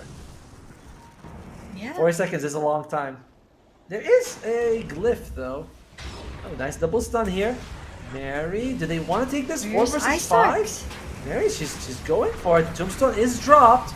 The zombies are starting to spawn here, and I-Star buys back. I-Star does not want to give away even 1 set of racks, and they need to get back here. UA, the Bangle roll just finishes a bit close to the enemy side. Nice swashbuckle just to no disable them. BKBs! Yep, and looks like everyone's just gonna TP out to safety. Undying might be the only one who's gonna. She's pushing out daisies, but it's okay. Close to buyback, but not close enough. They need to get that bounty ruin, and Yeah. it's not enough just the bounty. They need the tower as well. And one of the most important things here is that all the BKBs was used for Team Red Horse, so they might not be able to engage in any team fight for the meantime. But let's see, 50 seconds for the Undying. I Okay. mean, I-Star used her buyback. You know, Hazelia used her buyback. Oh, Magic! Oh, it steals it from Hey! But she's next to the Sentry Ward. Magic, are you gonna be okay, girl? Are you gonna be fine, Magic? She's fine! She's forced to have to wait. And UA, she's like, oh, let me go in. I want to fight this. And she does realize there's no BKBs here. I-Star, it's controlled a little bit, but UA, I think it's, holy crap. UA is like, let me just control you. I don't care about you. And then there's no Undying here, so there's no Tombstone to find him with free vision. But Hazelia's gonna lose life. Remember, this is a Hazelia without buyback. 2 No minutes buyback. down. And there's only 10 seconds left for the Undying to come back. When the Undying comes back, these Raxes are going to be in a lot of trouble. Whew! This is so intense. I'm sweating, and I'm just talking about this Yeah. game. It's just something like in the first game that it keeps on turning into circles. I mean, to be fair, it's like they had a good chance to kill Magic. They went for it. You can't fault them for that, but she is tanky. Like, the burst damage is not... Yeah, and the It's not status amazing. resistance also that she has. Yeah, I mean, she's got so much. She's got 40 armor, 70% physical resistance is insane. And they're just gonna be able to push mid here. She's got that boots of travel as well. So she's like, let me show up here. Uh, Pushes out the mid lane. Sorry, the top lane. Yeah. Top lane is pushed out. Mid lane, they're gonna rax it right now. Mary, you're in the dangerous spot. The guy does have the Aghanim Scepter though. That's a big deal. It's a lot of stuns and controls. She gets rooted. Oh, Alright, Yue yeah. goes in. Yeah, she's just trying to control Legaia here. Can they get the stun Mary! at the very second on Mary? Legaia, is she gonna fall here? She does have buyback, and she's gonna use it though. It's like it's just gonna be the first set of bracks here. Tombstone dropped as well, and look They at don't that. have creeps. Okay, it's incoming. Buyback comes out from Legaia. My God, they really do not want to give an inch in this game. And oh, I-Star jumping into 5 people. Very gung-ho. Gia with a big ultimate. Holy crap, Gia! That's 1 kill, 2 kill for Gia with a double kill. Okay, well, it's not gonna last forever. No She does buyback. fall in the end. They do use the buyback on Oh, Mary. wow. Although for some reason Rising Star still in her buyback. I-Star, is she gonna fall? The Ursa, Oh, the no. angry bear, and the mama bear is down, and the cubs. Can they actually hold on to this? And looks like Magic's gonna lose her life as well. She has buyback. He instantly uses it. She does not. She wants to win this game, Otomo. The guy actually Vendettas hits the creep, makes sure that Magic cannot show up to push this lane. Huge move by Legaia. Yeah, And that was super fun. look, Yue, she's like stuck. She's rolling in Too a many circle. kills! Dude, that one move by the guy might have just kept them in the game, and no buyback used by Undying. Undying now uses the buyback, girl. Where was this 40 minutes ago? Fine, buyback. I mean, this is their Oh. chance to end this game. 85 seconds for the Ursa, 70 seconds for the Crystal Maiden. They have more heads. So Radiant's let's middle see. barracks are under attack. Oh, they definitely have more heads here. They're just gonna go straight for the throne. Magic's like, let me go for it. They really need it. No more glyph? Yue's here. Everyone's here. Support's coming in a little bit in the back line. Mary, can she throw someone to a bad spot? Undying's here. She just needs to throw that tombstone. And Mary jumps in. Tombstone is dropped. She's gonna go straight for Mary. Magic taking a lot of damage. It's 3 versus 5 here. Oh And, no, it's over. What a comeback! What a comeback, Otomo. Insane. This is insane. Team And- OO. They called it. They're like, we know we can't take the game. Well played by OO. It looked so bad for them at one point. It looked like Red Hoorse was just gonna take it, but absolute massive plays by OO. This was the best comeback we've seen so far. Yeah, best comeback, and also for Magic. Like, I think she was saying, "What are these casters are saying? Let me show you guys how it's done." Right? The patience and discipline from Magic. That was super awesome. It's insane how that game went. Like they, can we look at the graph? Can we look at the graph just see how far ahead? Look. I mean, we don't have the green graphs, but they were 30,000 experience ahead. They were like 15, 16,000 gold, and just like it's crazy how they were able to Magic. It's crazy. Once you got the man style, she was able to split push well, and she won the game. That was the item that she needed. Yes. Yeah, that Mantis stun. And also big props to you, Wei. You know that Rolling Thunder was super chaotic, and it gives them more space to reposition themselves. And every team fight was so annoying with that Rolling Thunder on. But okay, that was super awesome from Team OO. There are so many good plays on Red Hoorse though. Gia on the Crystal Main, how like in the last fight she jumps in, uses the BKB and gets like double kill. She forces out the Panko roll in the earlier fight. Like she played so well. I-Star she got like 20 kills in that game. Like that is insane. 19 kills, sorry. There was a lot of good plays, but it feels like there was a lack of tower damage until the Aghanims on Razor, and they just maybe they could have pushed the pedal a bit more. But I think like the issue here for Team Red Hoorse is when the Ursa and the Razor got kited a lot in the late game. I keep on saying that the BKB duration is keep on depleting for them, even though they have that refresher shard and stuff. So it's the patience for Team OO. Like, let's just go back when they use their BKBs and let's just re-engage with it when they don't have any. And that was super awesome game from Team OO. I mean, they look The first Open they got fourth place. Second Open they got third place. The last Open they got first place. So they've been on a very steady increase. And Yeah. Red Horse they had the exact opposite. They were like first, second, second. So they are not really like they're losing to. This is the second time they lose to this team, and it looks like it's just going to be a very tough situation for them. They go to the lower bracket, Yeah. whereas OO continues their run in the upper bracket. But I think they still have a chance there. They will be facing Foxy Gaming, and I'm kind of like being biased to Team Red Horse for that matchup. But again, this is a redemption game for Magic. Yep, and that's. But we're gonna go. You know what, Aki? I heard enough from you. I want to go hear what Sophie has to say. I'm sorry. Let's ahead, go, Sophie. Let's go, Sophie. Come here. Come here, Sophie. Come on.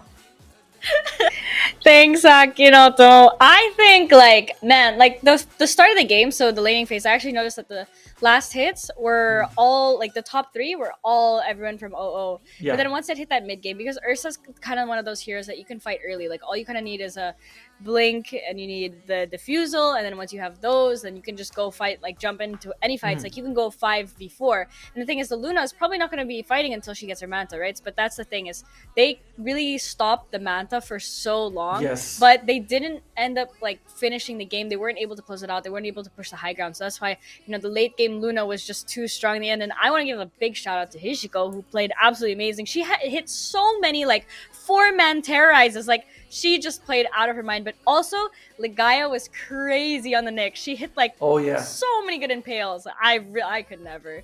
But these girls played, like, fantastic. I mean, we've seen some every like Nix jumps in, she catch. Like even the very first impale in the game caught 3 people, right? Like that was insane, and that just kept happening every time happening. I was like, this is a Ravage. This is not impale. It's Ravage. I'm sorry. know. Like, you can't convince me if it's anything else. She was just amazing. She They all was- played really well though, and like Betty, I started really like that mid game was really her. She really owned it, but unfortunately they weren't be able to end the game. But let's go take a look on what our schedule is for tomorrow. So here is the bracket. We have Roar versus OO at 12 p.m. Foxy versus Red Horse, the lower bracket game at 3 p.m. And whoever wins that is going on to the 6 p.m. game with whoever loses the upper bracket game as well. So Yep. yeah, that's 3 games tomorrow. Yeah, when we open up, like after the first match, we know who's going to be the finalist, and then we're just going to start eliminating people. We're going to be eliminating 2 people tomorrow. 2 teams tomorrow. So you know there's going to be a lot of tears, and you know me, I love tears. You know, I do love it when teams cry and feel bad. Oh, no, actually, it sucks, but we are going to be saying goodbye to 2 teams tomorrow, which is sad. It is sad. You were a big tier enjoyer, but I think we'll also be finding out who wins the big whopping 800 Singapore dollars tomorrow as well, right? I mean, we're going to, the 4th and 3rd place. It's 500, 800, I think it's like 1,200, and then 2,500 for first place. That's where you get the money. That is where you get the money indeed. So how would you like compare today's games compared to like yesterday's games? Yesterday's games were, I think the 2 teams felt a little bit less experienced. Like they were making a little bit more mistakes. They were not pushing the envelope. Today's we saw better performances from both teams. Yeah, Red Horse lost. It was 2-0. Yesterday it was 2-1, but they played better. And I do think they'll be able to destroy Foxy Gaming tomorrow.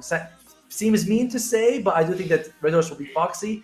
I think O is going to beat Roar, but Roar versus Red Horse, that's the one I'm not so sure about. That's why I'm like, it could go either way. Do you think we'll be seeing an OO Red Horse finals, grand finals? I think there's a good possibility of that. Yeah, I think it's like it's on the likely side to say the least. Yeah, I think though, out of all the games that we've seen so far, last game was definitely my favorite. That comeback was just like, I definitely didn't see it coming. I thought we were in for a 3rd game. When they were pushing mid and they were like 16k ahead, I was like, Red Horse we got game 3. You know, I was like, honey, don't heat the food now, heat it after. You know, we're having late dinner. But no, they just took it. Mind blowing. I don't know, it was just mind blowing to see that. Yeah, I know. Like when the team wipe, like when Dire team wiped Radiant, I thought it was a fake comeback. I was like, there's no way. it's just for laughs. So You know, they're just They really diving did it. fountain. You know, they're just having fun in the lab. That's it. But then it's like, oh no, this is happening a lot. And by the way, a lot of it comes down to Undying, who was able to like Tombstone. We were seeing they just ignore the Tombstone every fight. And we're seeing double Tombstone. We're seeing the slows come out. The vision and the slow fight is just invaluable. Yeah, that was a lot of like for sure like team fight winning tombstones. But yeah, we want to give a huge thank you to the partners of FSL, Yahoo and Intel for making all of this possible. So yeah, we'll see you guys tomorrow at 12 p.m. Thank you so much for watching and peace. We'll see you. Bye, Otomo. Bye, Sophie. Bye, everyone.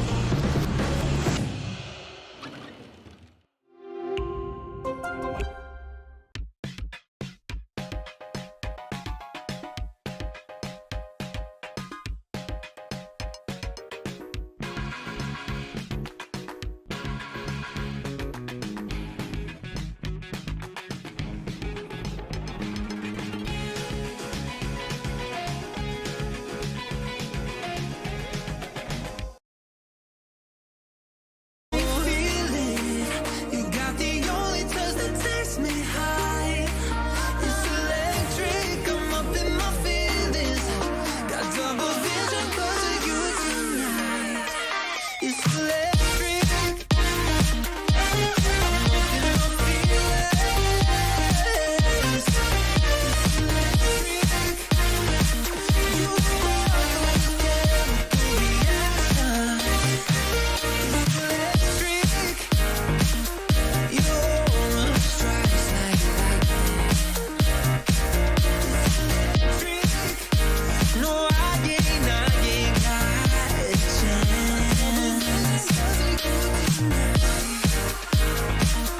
I got no words, no words. Electric. Need you in the heart next to mine. It's electric.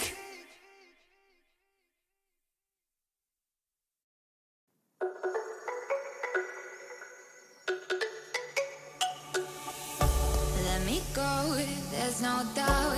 Gotta get out of this small town. You took my heart from me, now you're everywhere I see. Set me free, let me fly. Let me find new kinds of highs. We're just wasting here, waiting for another year. We both know the score. We've been here once before. So many words unspoken. You took my heart, it's already broken. You don't have to wait. I can take the pain. I will surrender. Let me go on a new adventure.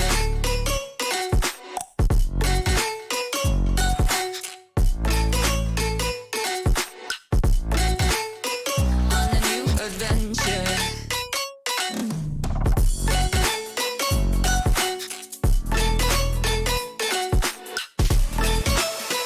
On a new adventure.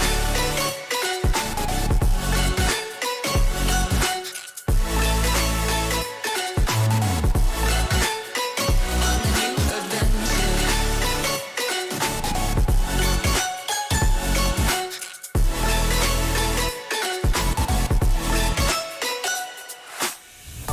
Let me go, it's my time. Watch me build another life. Find another space. Explore the world and find my place. Hope you find some peace of mind. Hope the night was worth your time. Threw my heart away. We won't see another day. We both know the score. We've been here once before. So many words unspoken. You took my heart, it's already broken. You don't have to wait. I can take the pain. I will surrender. Let me go. It's a new adventure.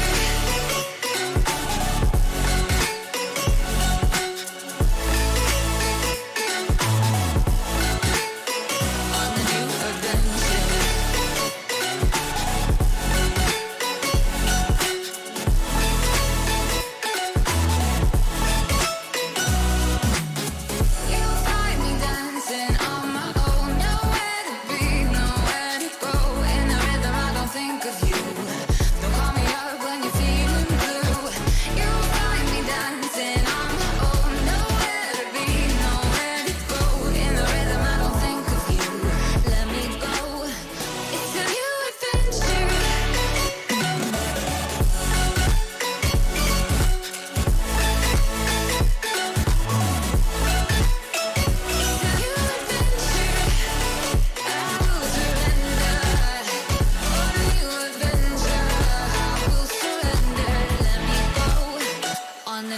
adventure.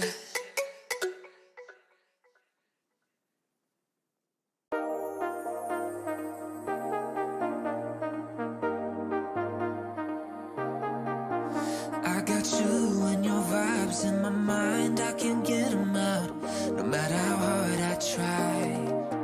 I need you and your heart next to mine, yeah, I'm all about keeping it you and I. When you're here, you spark chemical reactions, your aura strikes like lightning. Got no words, I'm just drowning in attraction. Only one way to describe it. It's electric, can you feel it?